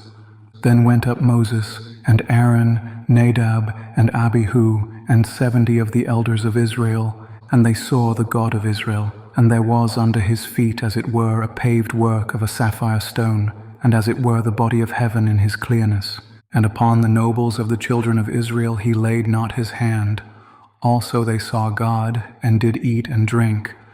And the Lord said unto Moses, Come up to me into the mount, and be there, and I will give thee tables of stone, and a law, and commandments which I have written, that thou mayest teach them. And Moses rose up, and his minister Joshua. And Moses went up into the mount of God, and he said unto the elders, Tarry ye here for us, until we come again unto you. And behold, Aaron and Hur are with you. If any man have any matters to do, let him come unto them. And Moses went up into the mount, and a cloud covered the mount. And the glory of the Lord abode upon Mount Sinai, and the cloud covered it 6 days. And the 7th day he called unto Moses out of the midst of the cloud. And the sight of the glory of the Lord was like devouring fire on the top of the mount in the eyes of the children of Israel. And Moses went into the midst of the cloud, and gat him up into the mount. And Moses was in the mount 40 days and 40 nights. Chapter 25. And the Lord spake unto Moses, saying, Speak unto the children of Israel, that they bring me an offering. Of every man that giveth it willingly with his heart ye shall take my offering. And this is the offering which ye shall take of them: gold and silver and brass, and blue and purple and scarlet and fine linen, and goat's hair, and ram's skins dyed red, and badger's skins, and shittim wood, oil for the light, spices for anointing oil and for sweet incense, onyx stones, and stones to be set in the ephod and in the breastplate. And let them make me a sanctuary, that I may dwell among them, according to all that I show thee, after the pattern of the tabernacle, and the pattern of all the instruments thereof, even so shall ye make it. And they shall make an ark of shittim wood. 2 cubits and a half shall be the length thereof, and 1 cubit and a half the breadth thereof, and 1 cubit and a half the height thereof. And thou shalt overlay it with pure gold. Within and without shalt thou overlay it, and shalt make upon it a crown of gold round about. And thou shalt cast 4 rings of gold for it, and put them in the 4 corners thereof. And 2 rings shall be in the one side of it, and 2 rings in the other side of it. And thou shalt make staves of shittim wood, and overlay them with gold. And thou shalt put the staves into the rings by the sides of the ark, that the ark may be borne with them. The staves shall be in the rings of the ark, they shall not be taken from it. And thou shalt put into the ark the testimony which I shall give thee. And thou shalt make a mercy seat of pure gold. 2 cubits and a half shall be the length thereof, and 1 cubit and a half the breadth thereof. And thou shalt make 2 cherubims of gold, of beaten work shalt thou make them, in the 2 ends of the mercy seat. And make 1 cherub on the one end, and the other cherub on the other end. Even of the mercy seat shall ye make the cherubims on the 2 ends thereof. And the cherubims shall stretch forth their wings on high, covering the mercy seat with their wings, and their faces shall look one to another. Toward the mercy seat shall the faces of the cherubims be. And thou shalt put the mercy seat above upon the ark. And in the ark thou shalt put the testimony that I shall give thee. And there I will meet with thee, and I will commune with thee from above the mercy seat, from between the 2 cherubims which are upon the ark of the testimony, of all things which I will give thee in commandment unto the children of Israel. Thou shalt also make a table of shittim wood. 2 cubits shall be the length thereof, and 1 cubit the breadth thereof, and 1 cubit and a half the height thereof. And thou shalt overlay it with pure gold, and make thereto a crown of gold round about. And thou shalt make unto it a border of an hand breadth round about, and thou shalt make a golden crown to the border thereof round about. And thou shalt make for it 4 rings of gold, and put the rings in the 4 corners that are on the 4 feet thereof. Over against the border shall the rings be for places of the staves to bear the table. And thou shalt make the staves of shittim wood, and overlay them with gold, that the table may be borne with them. And thou shalt make the dishes thereof, and spoons thereof, and covers thereof, and bowls thereof, to cover withal. Of pure gold shalt thou make them. And thou shalt set upon the table showbread before me alway. And thou shalt make a candlestick of pure gold. Of beaten work shall the candlestick be made, his shaft and his branches, his bowls, his knops, and his flowers shall be of the same, and 6 branches shall come out of the sides of it. 3 branches of the candlestick out of the one side, and 3 branches of the candlestick out of the other side. 3 bowls made like unto almonds, with a knop and a flower in one branch, and 3 bowls made like almonds in the other branch, with a knop and a flower, so in the 6 branches that come out of the candlestick. And in the candlestick shall be 4 bowls made like unto almonds, with their knops and their flowers. And there shall be a knop under 2 branches of the same, and a knop under 2 branches of the same, and a knop under 2 branches of the same, according to the 6 branches that proceed out of the candlestick. Their knops and their branches shall be of the same. All it shall be one beaten work of pure gold. And thou shalt make the 7 lamps thereof, and they shall light the lamps thereof, that they may give light over against it. And the tongs thereof, and the snuff dishes thereof, shall be of pure gold. Of a talent of pure gold shall he make it with all these vessels, and look that thou make them after their pattern, which was showed thee in the mount. Chapter 26. Moreover, thou shalt make the tabernacle with 10 curtains of fine twined linen, and blue and purple and scarlet. With cherubims of cunning work shalt thou make them. The length of one curtain shall be 28 cubits, and the breadth of one curtain 4 cubits, and every one of the curtains shall have one measure. The 5 curtains shall be coupled together one to another, and other 5 curtains shall be coupled one to another. And thou shalt make loops of blue upon the edge of the one curtain from the selvage in the coupling. And likewise shalt thou make in the uttermost edge of another curtain in the coupling of the second.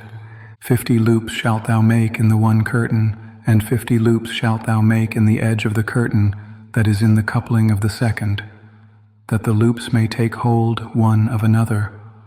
And thou shalt make 50 taches of gold, and couple the curtains together with the taches, and it shall be one tabernacle. And thou shalt make curtains of goat's hair to be a covering upon the tabernacle. 11 curtains shalt thou make. The length of one curtain shall be 30 cubits, and the breadth of one curtain 4 cubits. And the 11 curtains shall be all of one measure. And thou shalt couple 5 curtains by themselves, and 6 curtains by themselves, and shalt double the 6th curtain in the forefront of the tabernacle. And thou shalt make 50 loops on the edge of the one curtain that is outmost in the coupling, and 50 loops in the edge of the curtain which coupleth the second. And thou shalt make 50 tashs of brass, and put the tashs into the loops, and couple the tent together, that it may be one. And the remnant that remaineth of the curtains of the tent, the half curtain that remaineth, shall hang over the backside of the tabernacle. And a cubit on the one side, and a cubit on the other side of that which remaineth in the length of the curtains of the tent, it shall hang over the sides of the tabernacle on this side and on that side, to cover it. And thou shalt make a covering for the tent of ram's skins dyed red, and a covering above of badger's skins. And thou shalt make boards for the tabernacle of shittim wood standing up. 10 cubits shall be the length of a board, and a cubit and a half shall be the breadth of one board. 2 tenons shall there be in one board, set in order one against another. Thus shalt thou make for all the boards of the tabernacle. And thou shalt make the boards for the tabernacle, 20 boards on the south side southward. And thou shalt make 40 sockets of silver under the 20 boards, 2 sockets under one board for his 2 tenons, and 2 sockets under another board for his 2 tenons. And for the second side of the tabernacle on the north side there shall be 20 boards, and their 40 sockets of silver, 2 sockets under one board, and 2 sockets under another board. And for the sides of the tabernacle westward thou shalt make 6 boards, and 2 boards shalt thou make for the corners of the tabernacle in the 2 sides, and they shall be coupled together beneath, and they shall be coupled together above the head of it unto one ring. Thus shall it be for them both. They shall be for the 2 corners. And they shall be 8 boards, and their sockets of silver, 16 sockets, 2 sockets under one board, and 2 sockets under another board. And thou shalt make bars of shittim wood, 5 for the boards of the one side of the tabernacle, and 5 bars for the boards of the other side of the tabernacle, and 5 bars for the boards of the side of the tabernacle for the 2 sides westward. And the middle bar in the midst of the boards shall reach from end to end. And thou shalt overlay the boards with gold, and make their rings of gold for places for the bars, and thou shalt overlay the bars with gold. And thou shalt rear up the tabernacle according to the fashion thereof, which was showed thee in the mount. And thou shalt make a veil of blue and purple and scarlet, and fine twined linen of cunning work.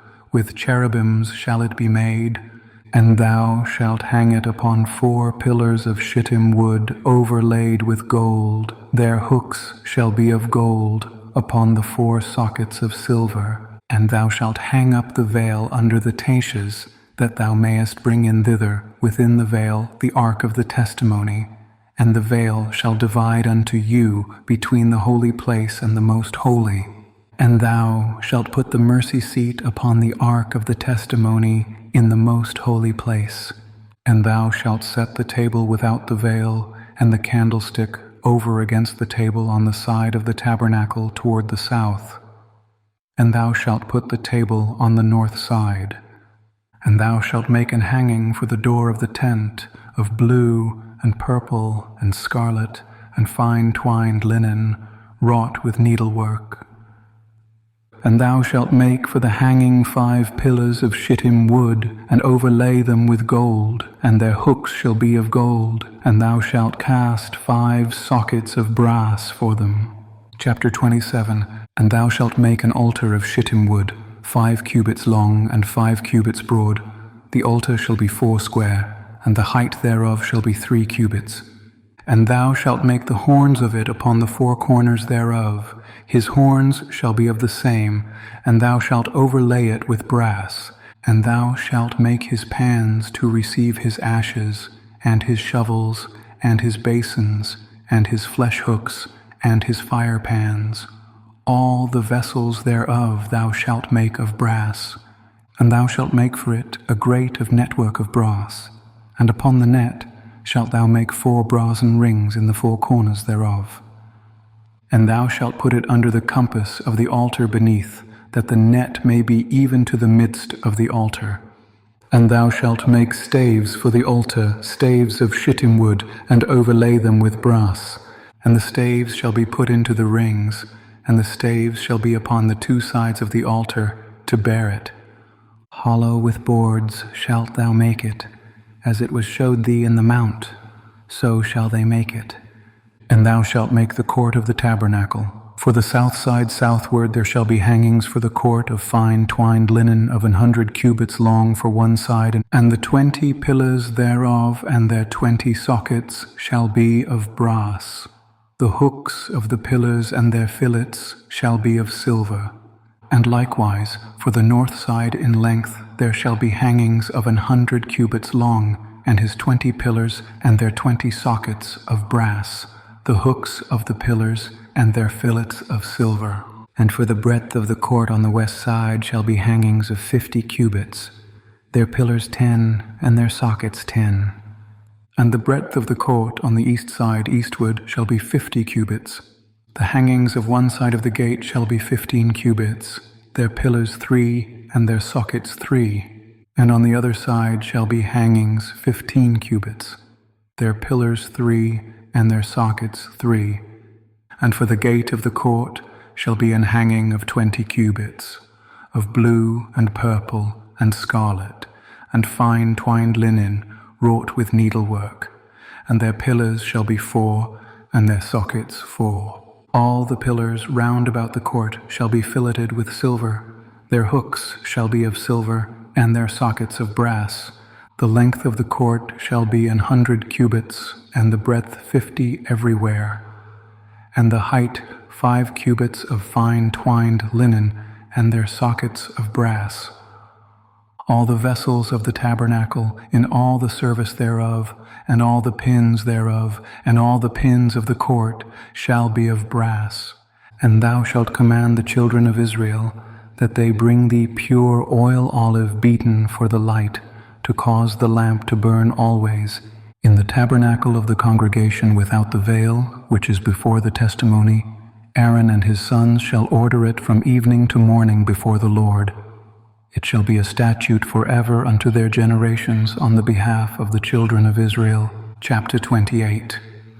And take thou unto thee Aaron thy brother and his sons with him from among the children of Israel, that he may minister unto me in the priest's office, even Aaron, Nadab, and Abihu, Eleazar, and Ithamar, Aaron's sons. And thou shalt make holy garments for Aaron thy brother, for glory and for beauty.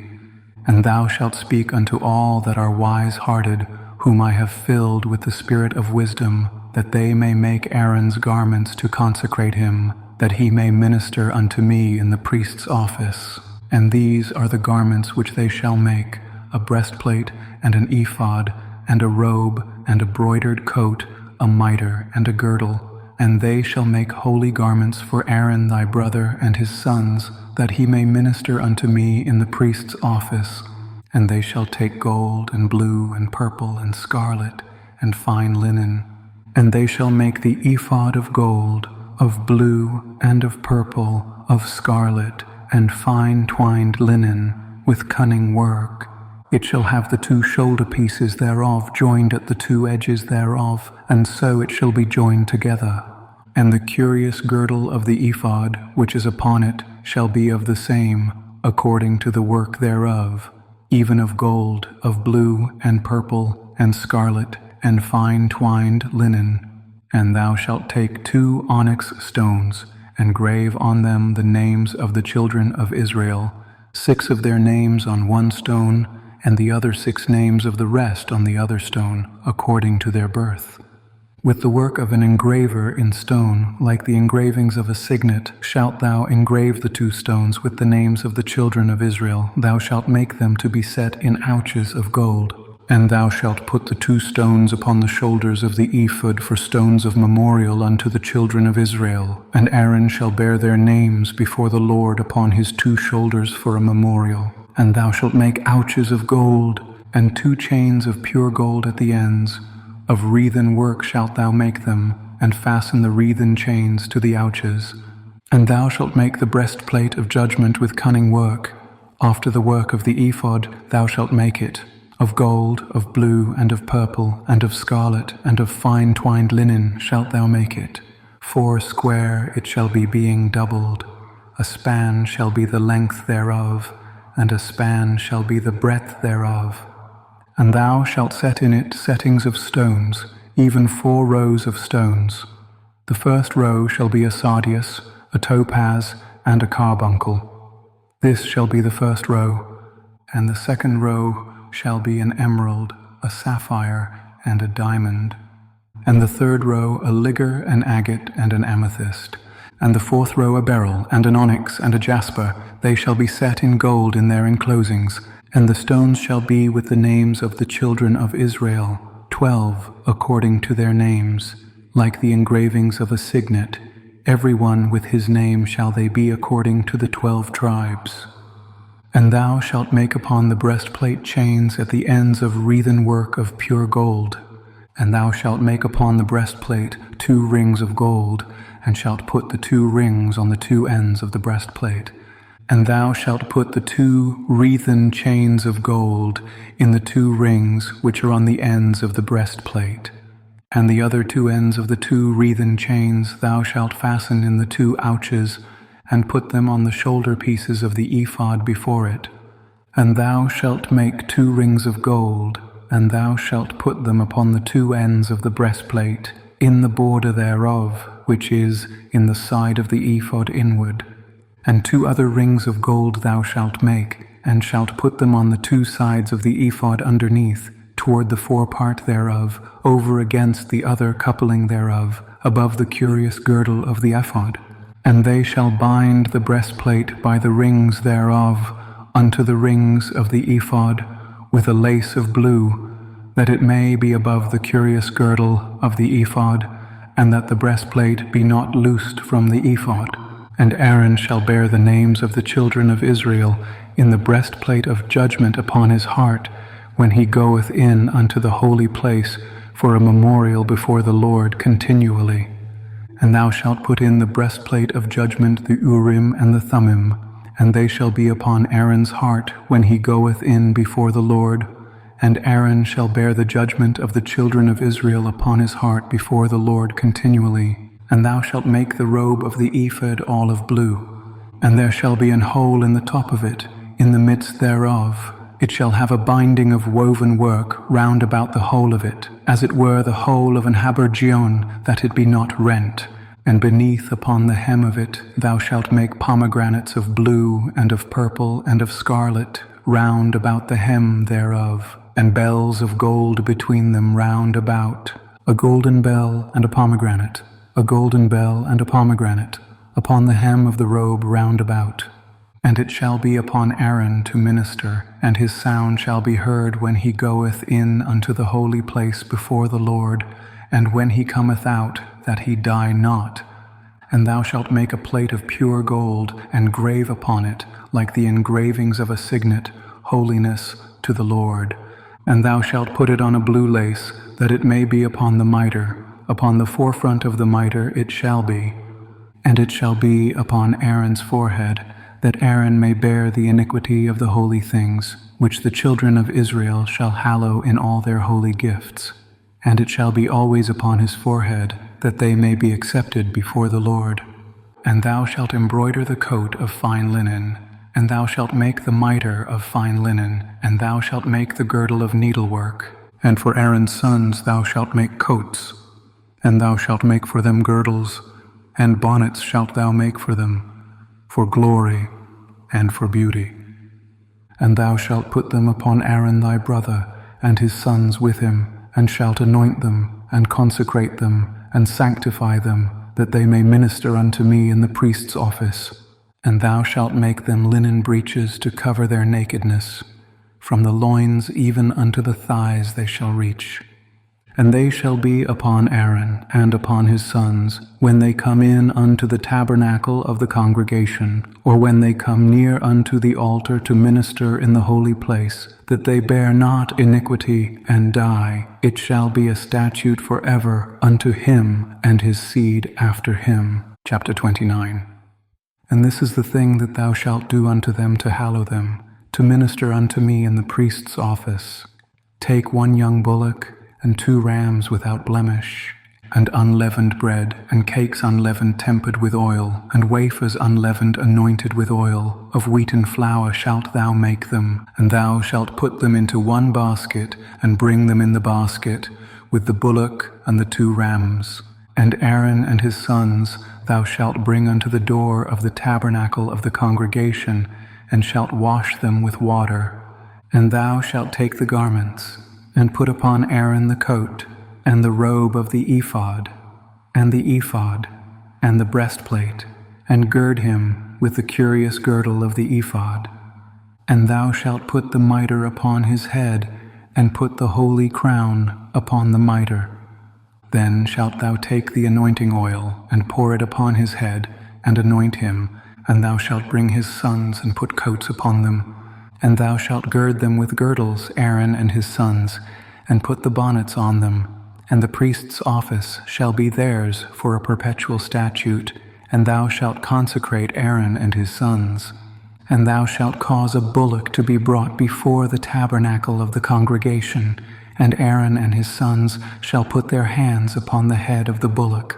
And thou shalt kill the bullock before the Lord by the door of the tabernacle of the congregation.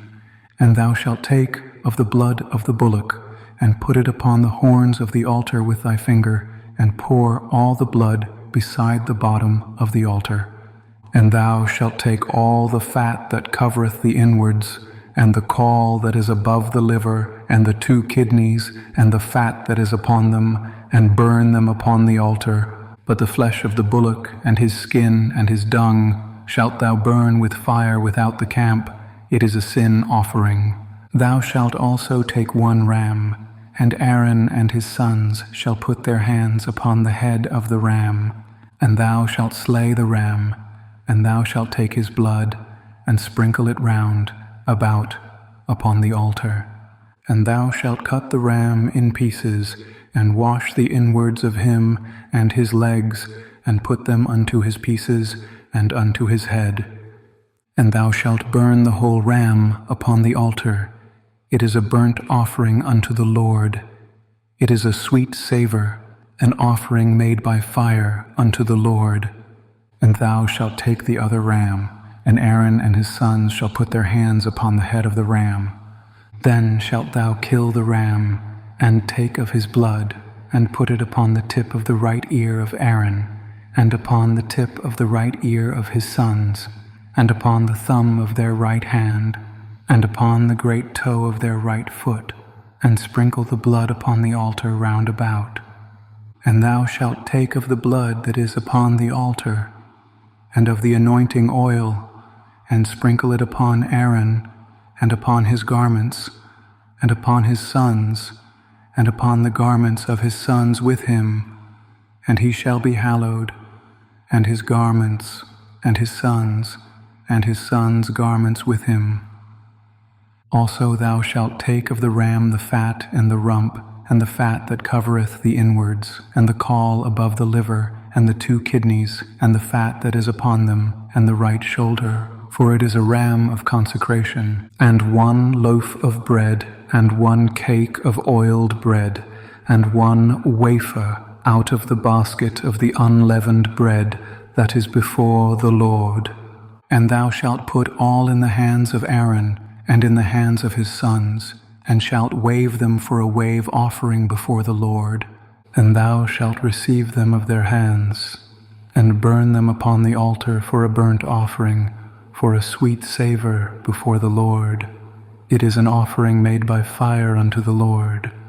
And thou shalt take the breast of the ram of Aaron's consecration, and wave it for a wave offering before the Lord, and it shall be thy part. And thou shalt sanctify the breast of the wave offering, and the shoulder of the heave offering, which is waved and which is heaved up, of the ram of the consecration, even of that which is for Aaron, and of that which is for his sons. And it shall be Aaron's and his sons by a statute forever from the children of Israel.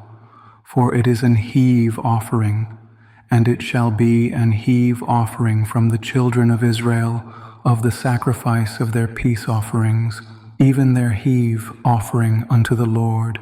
And the holy garments of Aaron shall be his sons after him to be anointed therein, and to be consecrated in them. And that son that is priest in his stead shall put them on 7 days, when he cometh into the tabernacle of the congregation to minister in the holy place.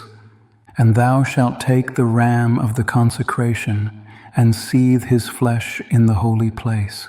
And Aaron and his sons shall eat the flesh of the ram, and the bread that is in the basket by the door of the tabernacle of the congregation. And they shall eat those things wherewith the atonement was made, to consecrate and to sanctify them, but a stranger shall not eat thereof, because they are holy.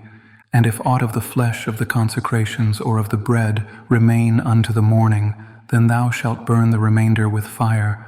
It shall not be eaten, because it is holy. And thus shalt thou do unto Aaron and to his sons, according to all things which I have commanded thee. 7 days shalt thou consecrate them. And thou shalt offer every day a bullock for a sin offering for atonement. And thou shalt cleanse the altar when thou hast made an atonement for it, and thou shalt anoint it to sanctify it. 7 days thou shalt make an atonement for the altar, and sanctify it, and it shall be an altar most holy. Whatsoever toucheth the altar shall be holy. Now this is that which thou shalt offer upon the altar, 2 lambs of the first year day by day continually. The one lamb thou shalt offer in the morning, and the other lamb thou shalt offer at even. And with the one lamb 1/10 deal of flour, mingled with the 4th part of an hin of beaten oil, and the 4th part of an hin of wine for a drink offering. And the other lamb thou shalt offer at even, and shalt do thereto according to the meat offering of the morning, and according to the drink offering thereof, for a sweet savour, an offering made by fire unto the Lord.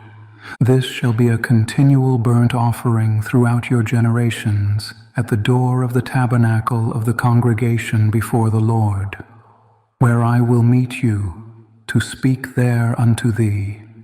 And there I will meet with the children of Israel, and the tabernacle shall be sanctified by my glory. And I will sanctify the tabernacle of the congregation and the altar. I will sanctify also both Aaron and his sons, to minister to me in the priest's office. And I will dwell among the children of Israel, and will be their God. And they shall know that I am the Lord their God, that brought them forth out of the land of Egypt, that I may dwell among them. I am the Lord their God. Chapter 30. And thou shalt make an altar to burn incense upon. Of shittim wood shalt thou make it. A cubit shall be the length thereof, and a cubit the breadth thereof. 4 square shall it be, and 2 cubits shall be the height thereof. The horns thereof shall be of the same. And thou shalt overlay it with pure gold, the top thereof, and the sides thereof round about, and the horns thereof. And thou shalt make unto it a crown of gold round about, and 2 golden rings shalt thou make to it under the crown of it. By the 2 corners thereof, upon the 2 sides of it shalt thou make it, and they shall be for places for the staves to bear it withal. And thou shalt make the staves of shittim wood, and overlay them with gold. And thou shalt put it before the veil that is by the ark of the testimony, before the mercy seat that is over the testimony, where I will meet with thee.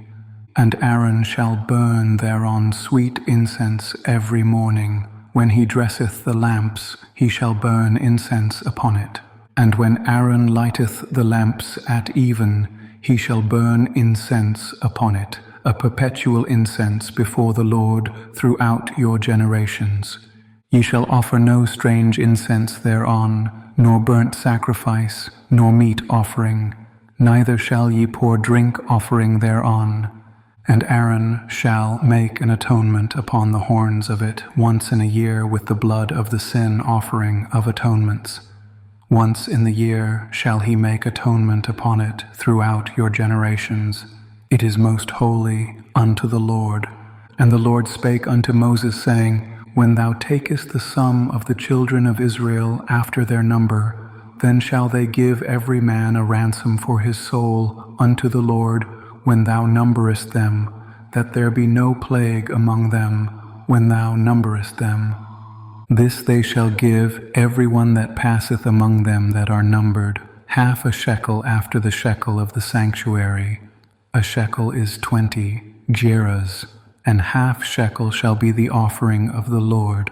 Every one that passeth among them that are numbered from 20 years old and above shall give an offering unto the Lord. The rich shall not give more, and the poor shall not give less than 1/2 shekel when they give an offering unto the Lord to make an atonement for your souls. And thou shalt take the atonement money of the children of Israel, and shalt appoint it for the service of the tabernacle of the congregation, that it may be a memorial unto the children of Israel before the Lord, to make an atonement for your souls.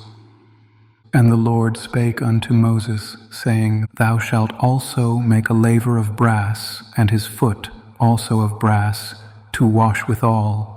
And thou shalt put it between the tabernacle of the congregation and the altar, and thou shalt put water therein. For Aaron and his sons shall wash their hands and their feet thereat. When they go into the tabernacle of the congregation, they shall wash with water, that they die not. Or when they come near to the altar to minister, to burn offering made by fire unto the Lord. So they shall wash their hands and their feet, that they die not. And it shall be a statute forever to them, even to him and to his seed throughout their generations.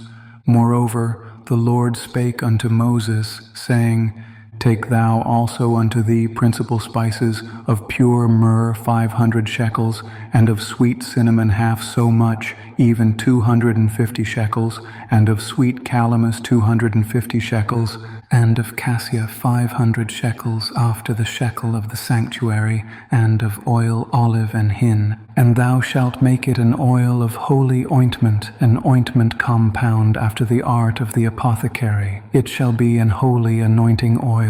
And thou shalt anoint the tabernacle of the congregation therewith, and the ark of the testimony, and the table and all his vessels, and the candlestick and his vessels, and the altar of incense, and the altar of burnt offering with all his vessels, and the laver and his foot. And thou shalt sanctify them, that they may be most holy. Whatsoever toucheth them shall be holy. And thou shalt anoint Aaron and his sons, and consecrate them, that they may minister unto me in the priest's office. And thou shalt speak unto the children of Israel, saying, This shall be an holy anointing oil unto me throughout your generations. Upon man's flesh shall it not be poured, neither shall ye make any other like it, after the composition of it. It is holy, and it shall be holy unto you. Whosoever compoundeth any like it, or whosoever putteth any of it upon a stranger, shall even be cut off from his people. And the Lord said unto Moses, Take unto thee sweet spices, stacte and onycha and galbanum, these sweet spices with pure frankincense.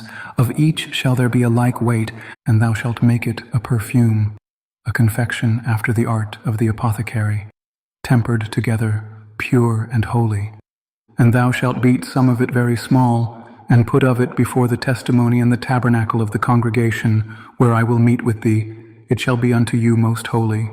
And as for the perfume which thou shalt make, ye shall not make to yourselves according to the composition thereof.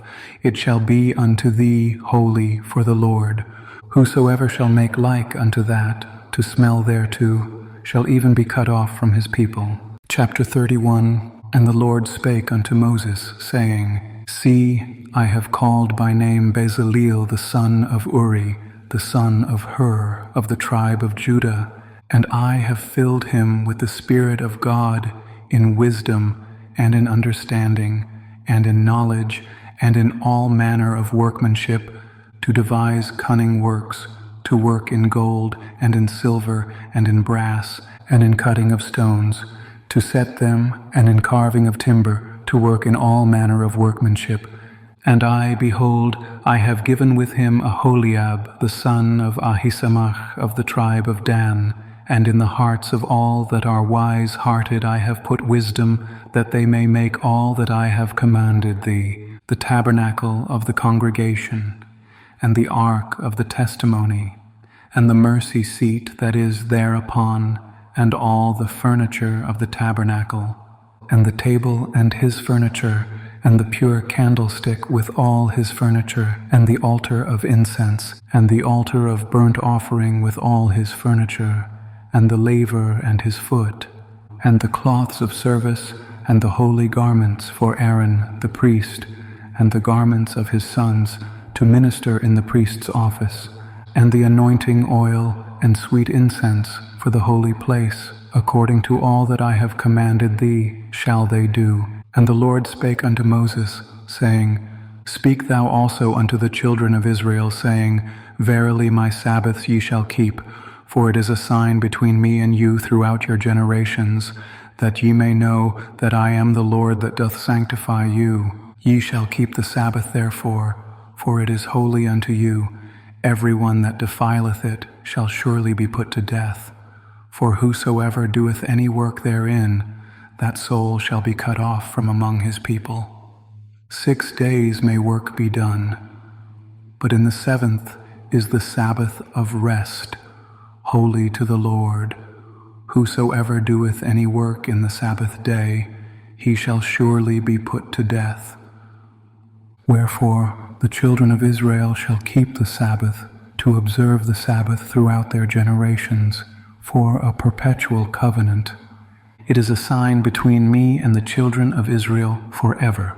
For in 6 days the Lord made heaven and earth, and on the 7th day he rested and was refreshed. And he gave unto Moses, when he had made an end of communing with him upon Mount Sinai, 2 tables of testimony, tables of stone, written with the finger of God. Chapter 32.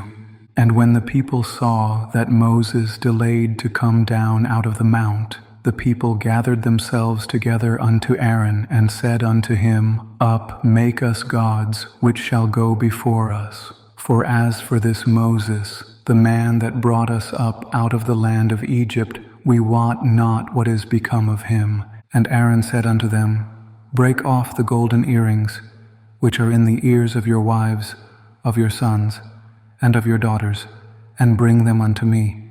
And all the people brake off the golden earrings which were in their ears, and brought them unto Aaron. And he received them at their hand, and fashioned it with a graving tool, after he had made it a molten calf. And they said, These be thy gods, O Israel, which brought thee up out of the land of Egypt. And when Aaron saw it, he built an altar before it. And Aaron made proclamation, and said, Tomorrow is a feast to the Lord. And they rose up early on the morrow, and offered burnt offerings, and brought peace offerings. And the people sat down to eat and to drink, and rose up to play. And the Lord said unto Moses, Go, get thee down, for thy people, which thou broughtest out of the land of Egypt, have corrupted themselves. They have turned aside quickly out of the way which I commanded them. They have made them a molten calf, and have worshipped it, and have sacrificed thereunto, and said, These be thy gods, O Israel, which have brought thee up out of the land of Egypt. And the Lord said unto Moses, I have seen this people, and behold, it is a stiff-necked people. Now therefore let me alone, that my wrath may wax hot against them, and that I may consume them, and I will make of thee a great nation. And Moses besought the Lord his God, and said, Lord, why doth thy wrath wax hot against thy people, which thou hast brought forth out of the land of Egypt with great power and with a mighty hand? Wherefore should the Egyptians speak and say, For mischief did he bring them out to slay them in the mountains, and to consume them from the face of the earth? Turn from thy fierce wrath, and repent of this evil against thy people. Remember Abraham, Isaac, and Israel thy servants, to whom thou swarest by thine own self, and saidst unto them, I will multiply your seed as the stars of heaven for multitude stars of heaven. And all this land that I have spoken of will I give unto your seed, and they shall inherit it forever. And the Lord repented of the evil which he thought to do unto his people. And Moses turned and went down from the mount, and the 2 tables of the testimony were in his hand. The tables were written on both their sides, on the one side and on the other were they written, and the tables were the work of God. And the writing was the writing of God, graven upon the tables. And when Joshua heard the noise of the people as they shouted, he said unto Moses, There is a noise of war in the camp. And he said, It is not the voice of them that shout for mastery, neither is it the voice of them that cry for being overcome, but the noise of them that sing do I hear. And it came to pass, as soon as he came nigh unto the camp, that he saw the calf and the dancing. And Moses' anger waxed hot, and he cast the tables out of his hands, and brake them beneath the mount.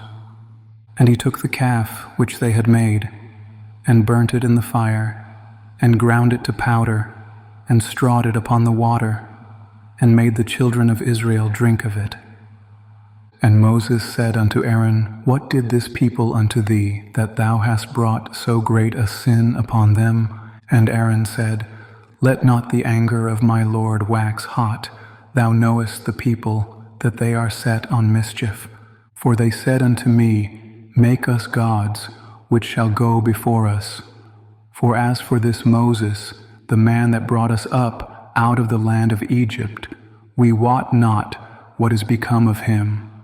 And I said unto them, Whosoever hath any gold, let them break it off. So they gave it me. Then I cast it into the fire, and there came out this calf. And when Moses saw that the people were naked, for Aaron had made them naked unto their shame among their enemies, then Moses stood in the gate of the camp and said, Who is on the Lord's side? Let him come unto me.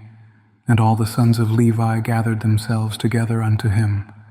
And he said unto them, Thus saith the Lord God of Israel, Put every man his sword by his side, and go in and out from gate to gate throughout the camp, and slay every man his brother, and every man his companion, and every man his neighbor. And the children of Levi did according to the word of Moses, and there fell of the people that day about 3,000 men. For Moses had said, Consecrate yourselves today to the Lord, even every man upon his son and upon his brother, that he may bestow upon you a blessing this day. And it came to pass on the morrow that Moses said unto the people, Ye have sinned a great sin, and now I will go up unto the Lord. Peradventure I shall make an atonement for your sin. And Moses returned unto the Lord and said, O this people have sinned a great sin, and have made them gods of gold. Yet now, if thou wilt forgive their sin, and if not, blot me, I pray thee, out of thy book which thou hast written. And the Lord said unto Moses, Whosoever hath sinned against me, him will I blot out of my book. Therefore now go, lead the people unto the place of which I have spoken unto thee. Behold, mine angel shall go before thee. Nevertheless, in the day when I visit, I will visit their sin upon them. And the Lord plagued the people because they made the calf which Aaron made. Chapter 33. And the Lord said unto Moses, Depart, and go up hence, thou and the people which thou hast brought up out of the land of Egypt, unto the land which I swear unto Abraham, to Isaac, and to Jacob, saying, Unto thy seed will I give it.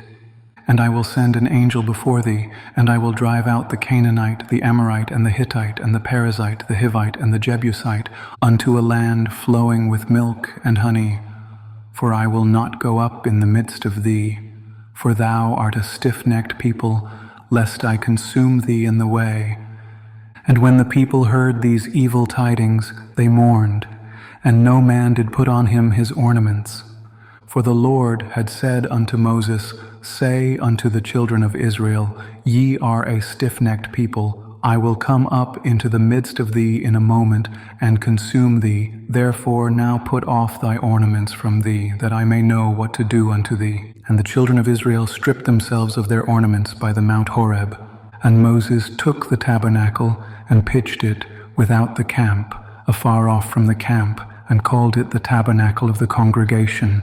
And it came to pass that every one which sought the Lord went out unto the tabernacle of the congregation, which was without the camp. And it came to pass, when Moses went out unto the tabernacle, that all the people rose up, and stood every man at his tent door, and looked after Moses, until he was gone into the tabernacle. And it came to pass, as Moses entered into the tabernacle, the cloudy pillar descended, and stood at the door of the tabernacle, and the Lord talked with Moses. And all the people saw the cloudy pillar stand at the tabernacle door, and all the people rose up and worshipped, every man in his tent door. And the Lord spake unto Moses face to face, as a man speaketh unto his friend. And he turned again into the camp, but his servant Joshua, the son of Nun, a young man, departed not out of the tabernacle. And Moses said unto the Lord, See, thou sayest unto me, Bring up this people, and thou hast not let me know whom thou wilt send with me. Yet thou hast said, I know thee by name, and thou hast also found grace in my sight. Now therefore, I pray thee, if I have found grace in thy sight, show me now thy way, that I may know thee, that I may find grace in thy sight, and consider that this nation is thy people. And he said, My presence shall go with thee, and I will give thee rest. And he said unto him, If thy presence go not with me, carry us not up hence. For wherein shall it be known here that I and thy people have found grace in thy sight? Is it not in that thou goest with us? So shall we be separated, I and thy people, from all the people that are upon the face of the earth. And the Lord said unto Moses, I will do this thing also that thou hast spoken, for thou hast found grace in my sight, and I know thee by name. And he said, I beseech thee, show me thy glory. And he said, I will make all my goodness pass before thee, and I will proclaim the name of the Lord before thee, and will be gracious to whom I will be gracious, and will show mercy on whom I will show mercy. And he said, Thou canst not see my face, for there shall no man see me and live. And the Lord said, Behold, there is a place by me, and thou shalt stand upon a rock. And it shall come to pass, while my glory passeth by, that I will put thee in a cleft of the rock, and will cover thee with my hand while I pass by. And I will take away mine hand, and thou shalt see my back parts, but my face shall not be seen. Chapter 34. And the Lord said unto Moses, Hew thee 2 tables of stone like unto the first, and I will write upon these tables the words that were in the first tables which thou breakest. And be ready in the morning, and come up in the morning unto Mount Sinai, and present thyself there to me in the top of the mount. And no man shall come up with thee, neither let any man be seen throughout all the mount. Neither let the flocks nor herds feed before that mount. And he hewed 2 tables of stone like unto the first.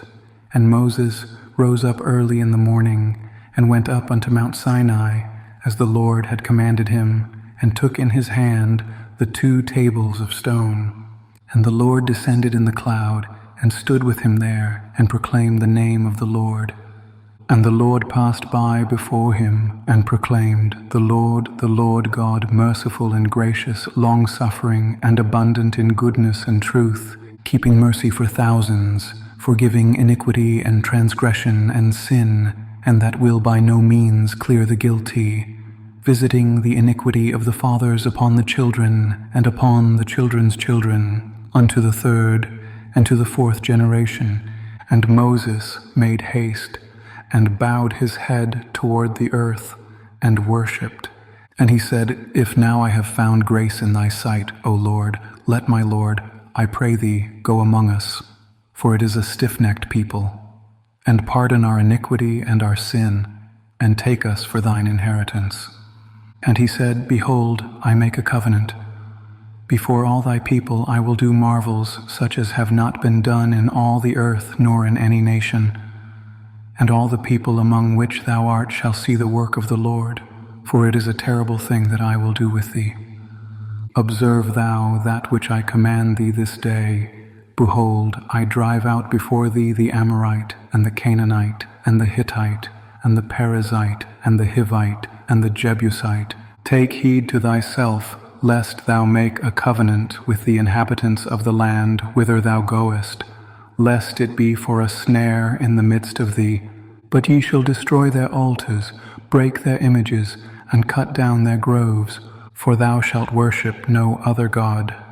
For the Lord, whose name is jealous, is a jealous God, lest thou make a covenant with the inhabitants of the land, and they go a-whoring after their gods, and do sacrifice unto their gods, and one call thee, and thou eat of his sacrifice, and thou take of their daughters unto thy sons, and their daughters go a-whoring after their gods, and make thy sons go a-whoring after their gods. Thou shalt make thee no molten gods. The feast of unleavened bread shalt thou keep.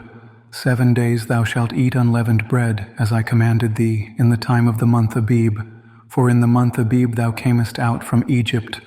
All that openeth the matrix is mine, and every firstling among thy cattle, whether ox or sheep, that is male. But the firstling of an ass thou shalt redeem with a lamb, and if thou redeem him not, then shalt thou break his neck.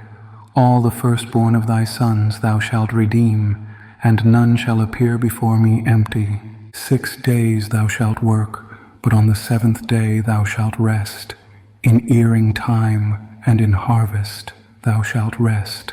And thou shalt observe the feast of weeks, of the firstfruits of wheat harvest, and the feast of ingathering at the year's end. Thrice in the year shall all your men children appear before the Lord God, the God of Israel. For I will cast out the nations before thee, and enlarge thy borders. Neither shall any man desire thy land, when thou shalt go up to appear before the Lord thy God thrice in the year. Thou shalt not offer the blood of my sacrifice with leaven, neither shall the sacrifice of the feast of the Passover be left unto the morning. The first of the firstfruits of thy land thou shalt bring unto the house of the Lord thy God. Thou shalt not see the kid in his mother's milk. And the Lord said unto Moses, Write thou these words, for after the tenor of these words I have made a covenant with thee and with Israel. And he was there with the Lord 40 days and 40 nights. He did neither eat bread nor drink water. And he wrote upon the tables the words of the covenant, the 10 commandments. And it came to pass, when Moses came down from Mount Sinai, with the 2 tables of testimony in Moses' hand, when he came down from the mount, that Moses wist not that the skin of his face shone while he talked with him. And when Aaron and all the children of Israel saw Moses, behold, the skin of his face shone, and they were afraid to come nigh him. And Moses called unto them, and Aaron and all the rulers of the congregation returned unto him, and Moses talked with them. And afterward all the children of Israel came nigh, and he gave them in commandment all that the Lord had spoken with him in Mount Sinai. Until Moses had done speaking with them, he put a veil on his face. But when Moses went in before the Lord to speak with him, he took the veil off until he came out. And he came out and spake unto the children of Israel that which he was commanded. And the children of Israel saw the face of Moses, that the skin of Moses' face shone. And Moses put the veil upon his face again until he went in to speak with him. Chapter 35. And Moses gathered all the congregation of the children of Israel together, and said unto them, These are the words which the Lord hath commanded, that ye should do them. 6 days shall work be done, but on the 7th day there shall be to you an holy day, a Sabbath of rest to the Lord. Whosoever doeth work therein shall be put to death. Ye shall kindle no fire throughout your habitations upon the Sabbath day. And Moses spake unto all the congregation of the children of Israel, saying, This is the thing which the Lord commanded, saying, Take ye from among you an offering unto the Lord. Whosoever is of a willing heart, let him bring it, an offering of the Lord, gold and silver and brass, and blue and purple and scarlet and fine linen and goat's hair, and ram's skins dyed red, and badger's skins, and shittim wood, and oil for the light, and spices for anointing oil, and for the sweet incense, and onyx stones, and stones to be set for the ephod, and for the breastplate.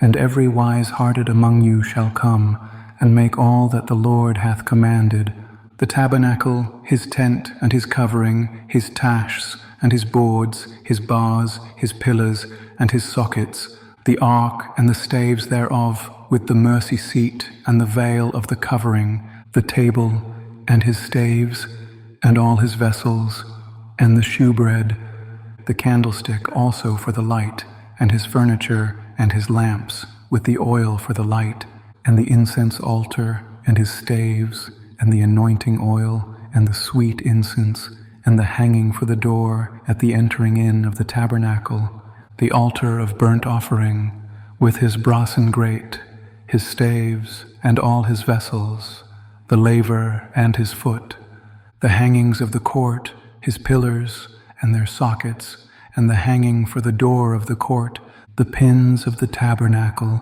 and the pins of the court, and their cords, the cloths of service to do service in the holy place, the holy garments for Aaron the priest, and the garments of his sons to minister in the priest's office.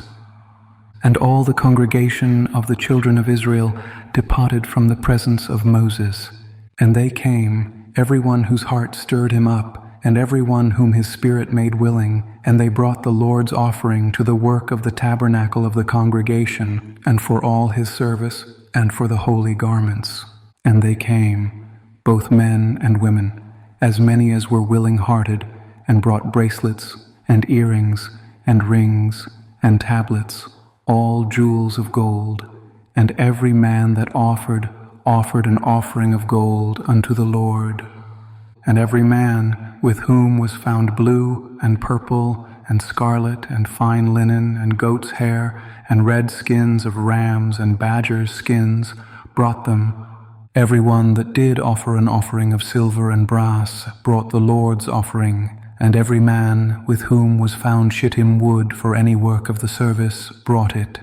And all the women that were wise-hearted did spin with their hands, and brought that which they had spun, both of blue and of purple, and of scarlet, and of fine linen. And all the women whose heart stirred them up in wisdom spun goat's hair. And the rulers brought onyx stones, and stones to be set for the ephod, and for the breastplate, and spice and oil for the light, and for the anointing oil, and for the sweet incense. The children of Israel brought a willing offering unto the Lord, every man and woman, whose heart made them willing to bring for all manner of work, which the Lord had commanded to be made by the hand of Moses. And Moses said unto the children of Israel, See, the Lord hath called by name Bezaleel the son of Uri, the son of Hur, of the tribe of Judah, and he hath filled him with the Spirit of God, in wisdom, in understanding, and in knowledge, and in all manner of workmanship, and to devise curious works, to work in gold, and in silver, and in brass, and in the cutting of stones, to set them, and in carving of wood, to make any manner of cunning work. And he hath put in his heart that he may teach, both he and Aholiab, the son of Ahisamach, of the tribe of Dan. Them hath he filled with wisdom of heart, to work all manner of work, of the engraver, and of the cunning workman, and of the embroiderer, in blue, and in purple, in scarlet, and in fine linen, and of the weaver, even of them that do any work, and of those that devise cunning work. Chapter 36. Then wrought Bezaleel and Aholiab, and every wise-hearted man in whom the Lord put wisdom and understanding, to know how to work all manner of work for the service of the sanctuary, according to all that the Lord had commanded. And Moses called Bezaleel and Aholiab, and every wise-hearted man in whose heart the Lord had put wisdom, even everyone whose heart stirred him up to come unto the work to do it. And they received of Moses all the offering which the children of Israel had brought for the work of the service of the sanctuary, to make it withal. And they brought yet unto him free offerings every morning. And all the wise men that wrought all the work of the sanctuary came every man from his work which they made. And they spake unto Moses, saying, The people bring much more than enough for the service of the work, which the Lord commanded to make. And Moses gave commandment, and they caused it to be proclaimed throughout the camp, saying, Let neither man nor woman make any more work for the offering of the sanctuary. So the people were restrained from bringing, for the stuff they had was sufficient for all the work to make it, and too much. And every wise-hearted man among them that wrought the work of the tabernacle made 10 curtains of fine twined linen, and blue, and purple, and scarlet, with cherubims of cunning work made he them. The length of one curtain was 28 cubits, and the breadth of one curtain 4 cubits. The curtains were all of one size, and he coupled the 5 curtains one unto another, and the other 5 curtains he coupled one unto another. And he made loops of blue on the edge of one curtain from the selvage in the coupling. Likewise he made in the uttermost side of another curtain, in the coupling of the second. 50 loops made he in one curtain, and 50 loops made he in the edge of the curtain which was in the coupling of the second. The loops held one curtain to another. And he made 50 tashs of gold, and coupled the curtains one unto another with the tashs. So it became one tabernacle. And he made curtains of goat's hair for the tent over the tabernacle. 11 curtains he made them. The length of one curtain was 30 cubits, and 4 cubits was the breadth of one curtain. The 11 curtains were of one size. And he coupled 5 curtains by themselves, and 6 curtains by themselves. And he made 50 loops upon the uttermost edge of the curtain in the coupling, and 50 loops made he upon the edge of the curtain which coupleth the second. And he made 50 tashs of brass to couple the tent together, that it might be one. And he made a covering for the tent of rams' skins dyed red, and a covering of badgers' skins above that. And he made boards for the tabernacle of shittim wood, standing up. The length of a board was 10 cubits, and the breadth of a board 1.5 cubits. One board had 2 tenons, equally distant one from another. Thus did he make for all the boards of the tabernacle. And he made boards for the tabernacle, 20 boards for the south side southward, and 40 sockets of silver he made under the 20 boards, 2 sockets under one board for his 2 tenons, and 2 sockets under another board for his 2 tenons. And for the other side of the tabernacle, which is toward the north corner, he made 20 boards, and their 40 sockets of silver, 2 sockets under one board, and 2 sockets under another board. And for the sides of the tabernacle westward he made 6 boards, and 2 boards made he for the corners of the tabernacle in the 2 sides. And they were coupled beneath, and coupled together at the head thereof to one ring. Thus he did to both of them in both the corners. And there were 8 boards, and their sockets were 16 sockets of silver, under every board 2 sockets. And he made bars of shittim wood, 5 for the boards of the one side of the tabernacle, and 5 bars for the boards of the other side of the tabernacle, and 5 bars for the boards of the tabernacle for the sides westward. And he made the middle bar to shoot through the boards from one end to the other. And he overlaid the boards with gold, and made their rings of gold to be places for the bars, and overlaid the bars with gold. And he made a veil of blue and purple and scarlet and fine twined linen, with cherubims made he it of cunning work. And he made thereunto 4 pillars of shittim wood, and overlaid them with gold. Their hooks were of gold, and he cast for them 4 sockets of silver. And he made an hanging for the tabernacle door of blue and purple and scarlet and fine twined linen, of needlework, and the 5 pillars of it with their hooks, and he overlaid their chapiters and their fillets with gold, but their 5 sockets were of brass. Chapter 37. And Bezaleel made the ark of shittim wood.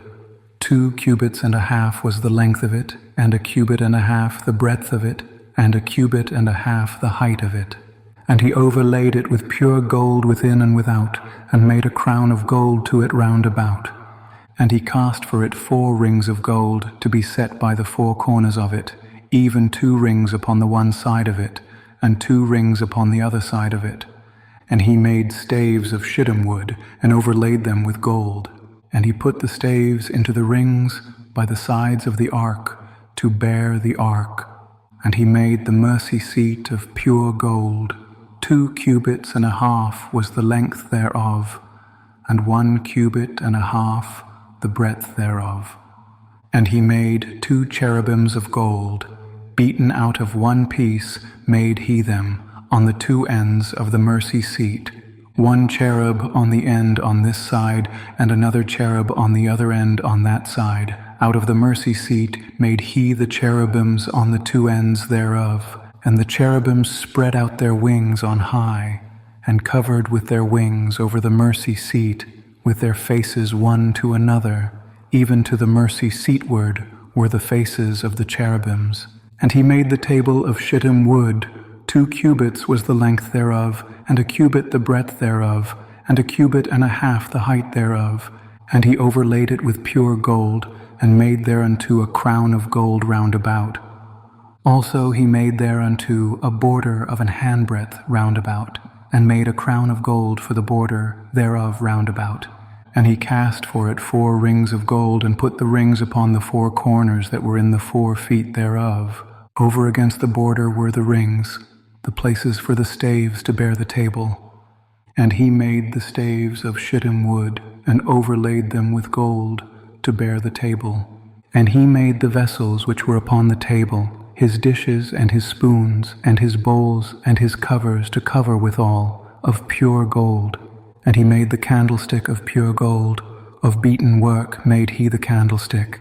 His shaft and his branch, his bowls, his knops, and his flowers were of the same, and 6 branches going out of the sides thereof, 3 branches of the candlestick out of the one side thereof, and 3 branches of the candlestick out of the other side thereof. 3 bowls made after the fashion of almonds in one branch, a knop and a flower, and 3 bowls made like almonds in another branch, a knop and a flower, so throughout the 6 branches going out of the candlestick. And in the candlestick were 4 bowls made like almonds, his knops and his flowers, and a knop under 2 branches of the same, and a knop under 2 branches of the same, and a knop under 2 branches of the same, according to the 6 branches going out of it. Their knops and their branches were of the same. All of it was one beaten work of pure gold. And he made his 7 lamps, and his snuffers, and his snuff dishes of pure gold. Of a talent of pure gold made he it, and all the vessels thereof. And he made the incense altar of shittim wood. The length of it was a cubit, and the breadth of it a cubit. It was 4 square, and 2 cubits was the height of it. The horns thereof were of the same. And he overlaid it with pure gold, both the top of it, and the sides thereof round about, and the horns of it. Also he made unto it a crown of gold round about. And he made 2 rings of gold for it under the crown thereof, by the 2 corners of it, upon the 2 sides thereof, to be places for the staves to bear it withal. And he made the staves of shittim wood, and overlaid them with gold. And he made the holy anointing oil, and the pure incense of sweet spices, according to the work of the apothecary. Chapter 38. And he made the altar of burnt offering of shittim wood. 5 cubits was the length thereof, and 5 cubits the breadth thereof. It was 4 square, and 3 cubits the height thereof. And he made the horns thereof on the 4 corners of it. The horns thereof were of the same, and he overlaid it with brass. And he made all the vessels of the altar, the pots, and the shovels, and the basins, and the flesh hooks, and the fire pans. All the vessels thereof made he of brass. And he made for the altar a brassen grate of network under the compass thereof, beneath unto the midst of it. And he cast 4 rings for the 4 ends of the grate of brass, to be places for the staves. And he made the staves of shittim wood, and overlaid them with brass. And he put the staves into the rings on the sides of the altar, to bear it withal. He made the altar hollow with boards. And he made the laver of brass, and the foot of it of brass, of the looking glasses of the women assembling, which assembled at the door of the tabernacle of the congregation. And he made the court. On the south side southward, the hangings of the court were of fine twined linen, 100 cubits. Their pillars were 20, and their brazen sockets 20. The hooks of the pillars and their fillets were of silver. And for the north side the hangings were 100 cubits. Their pillars were 20, and their sockets of brass 20. The hooks of the pillars and their fillets of silver. And for the west side were hangings of 50 cubits, their pillars 10, and their sockets 10.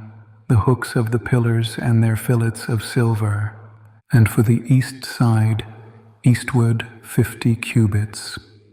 The hangings of the one side of the gate were 15 cubits, their pillars 3, and their sockets 3.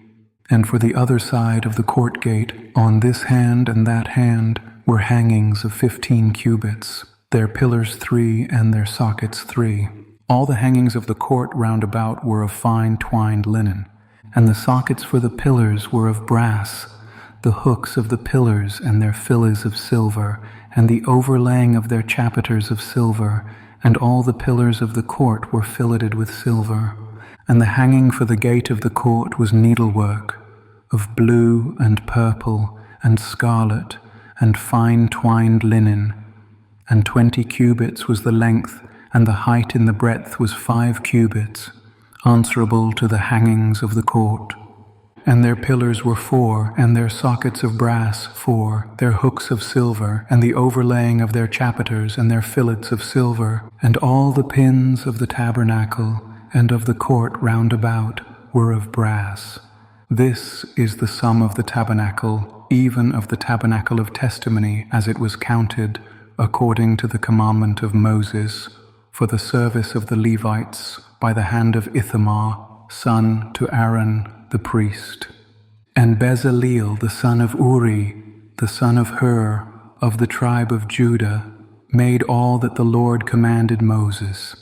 And with him was Aholiab, son of Ahisamach, of the tribe of Dan, an engraver and a cunning workman, and an embroiderer in blue, and in purple, and in scarlet, and fine linen.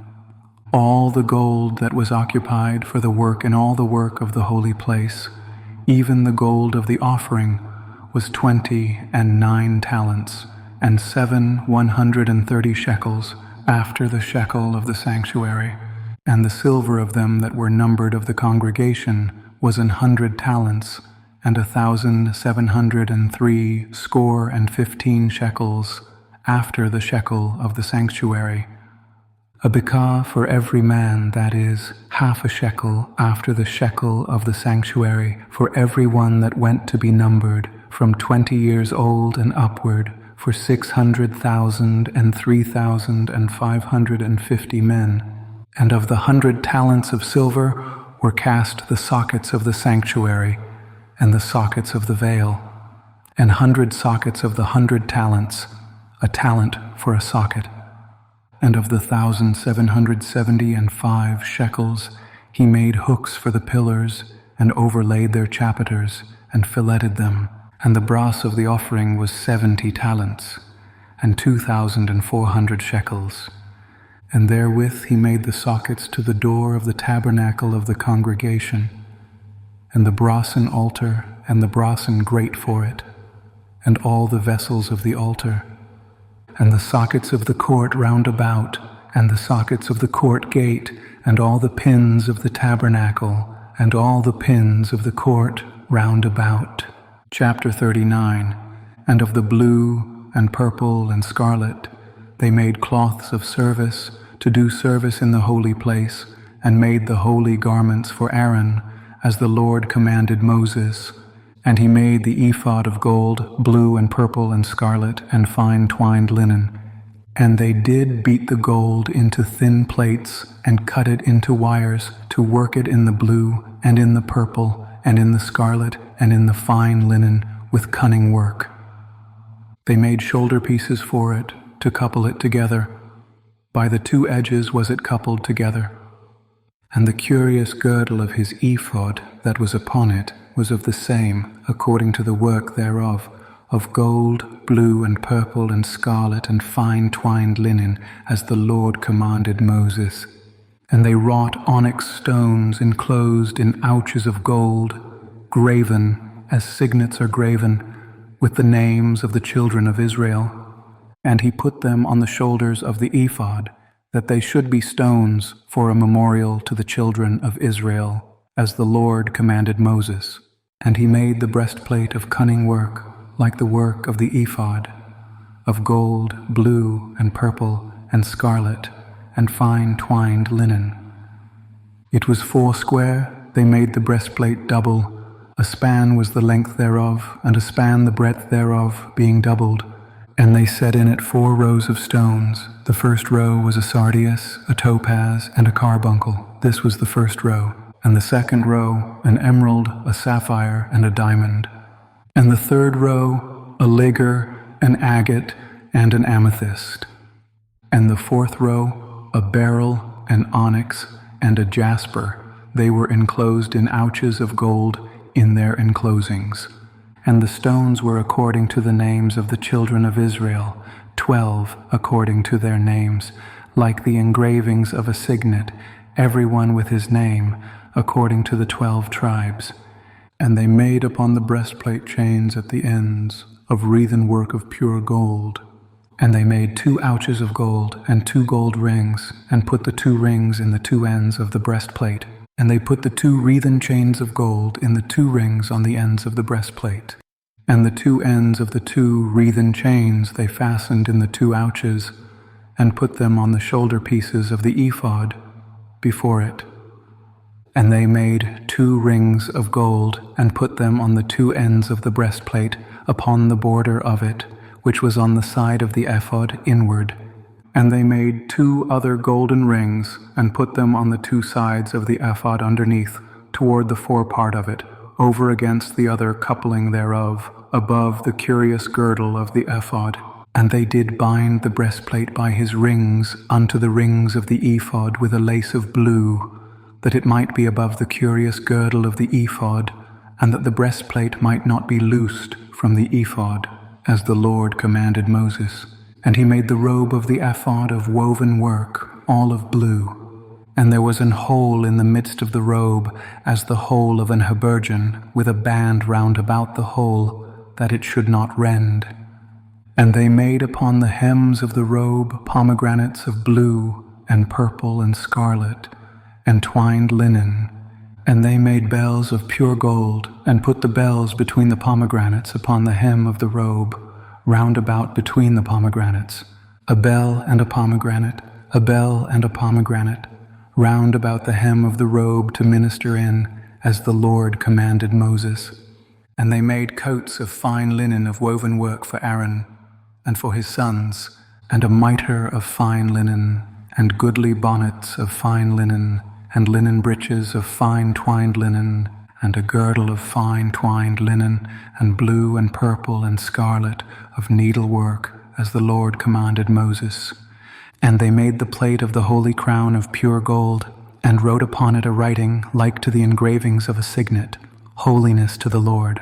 And they tied unto it a lace of blue, to fasten it on high upon the mitre, as the Lord commanded Moses.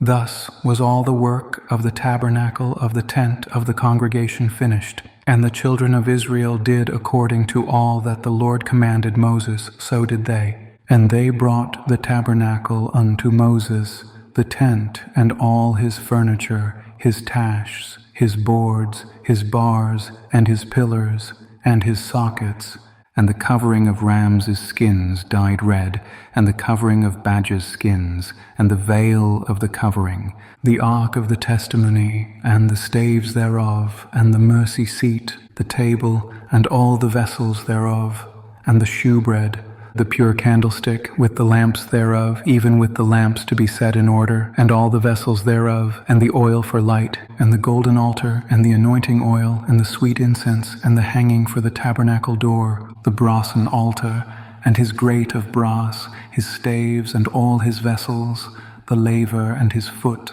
the hangings of the court, his pillars and his sockets, and the hanging for the court gate, his cords and his pins, and all the vessels of the service of the tabernacle, for the tent of the congregation, the cloths of service to do service in the holy place, and the holy garments for Aaron the priest, and his sons' garments, to minister in the priest's office.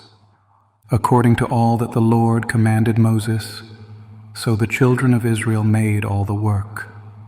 And Moses did look upon all the work, and behold, they had done it as the Lord had commanded, even so had they done it. And Moses blessed them. Chapter 40.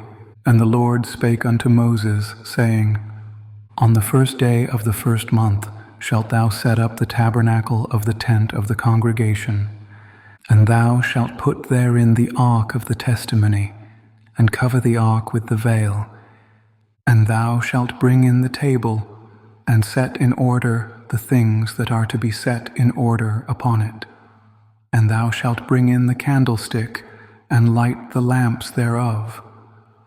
And thou shalt set the altar of gold for the incense before the ark of the testimony, and put the hanging of the door to the tabernacle.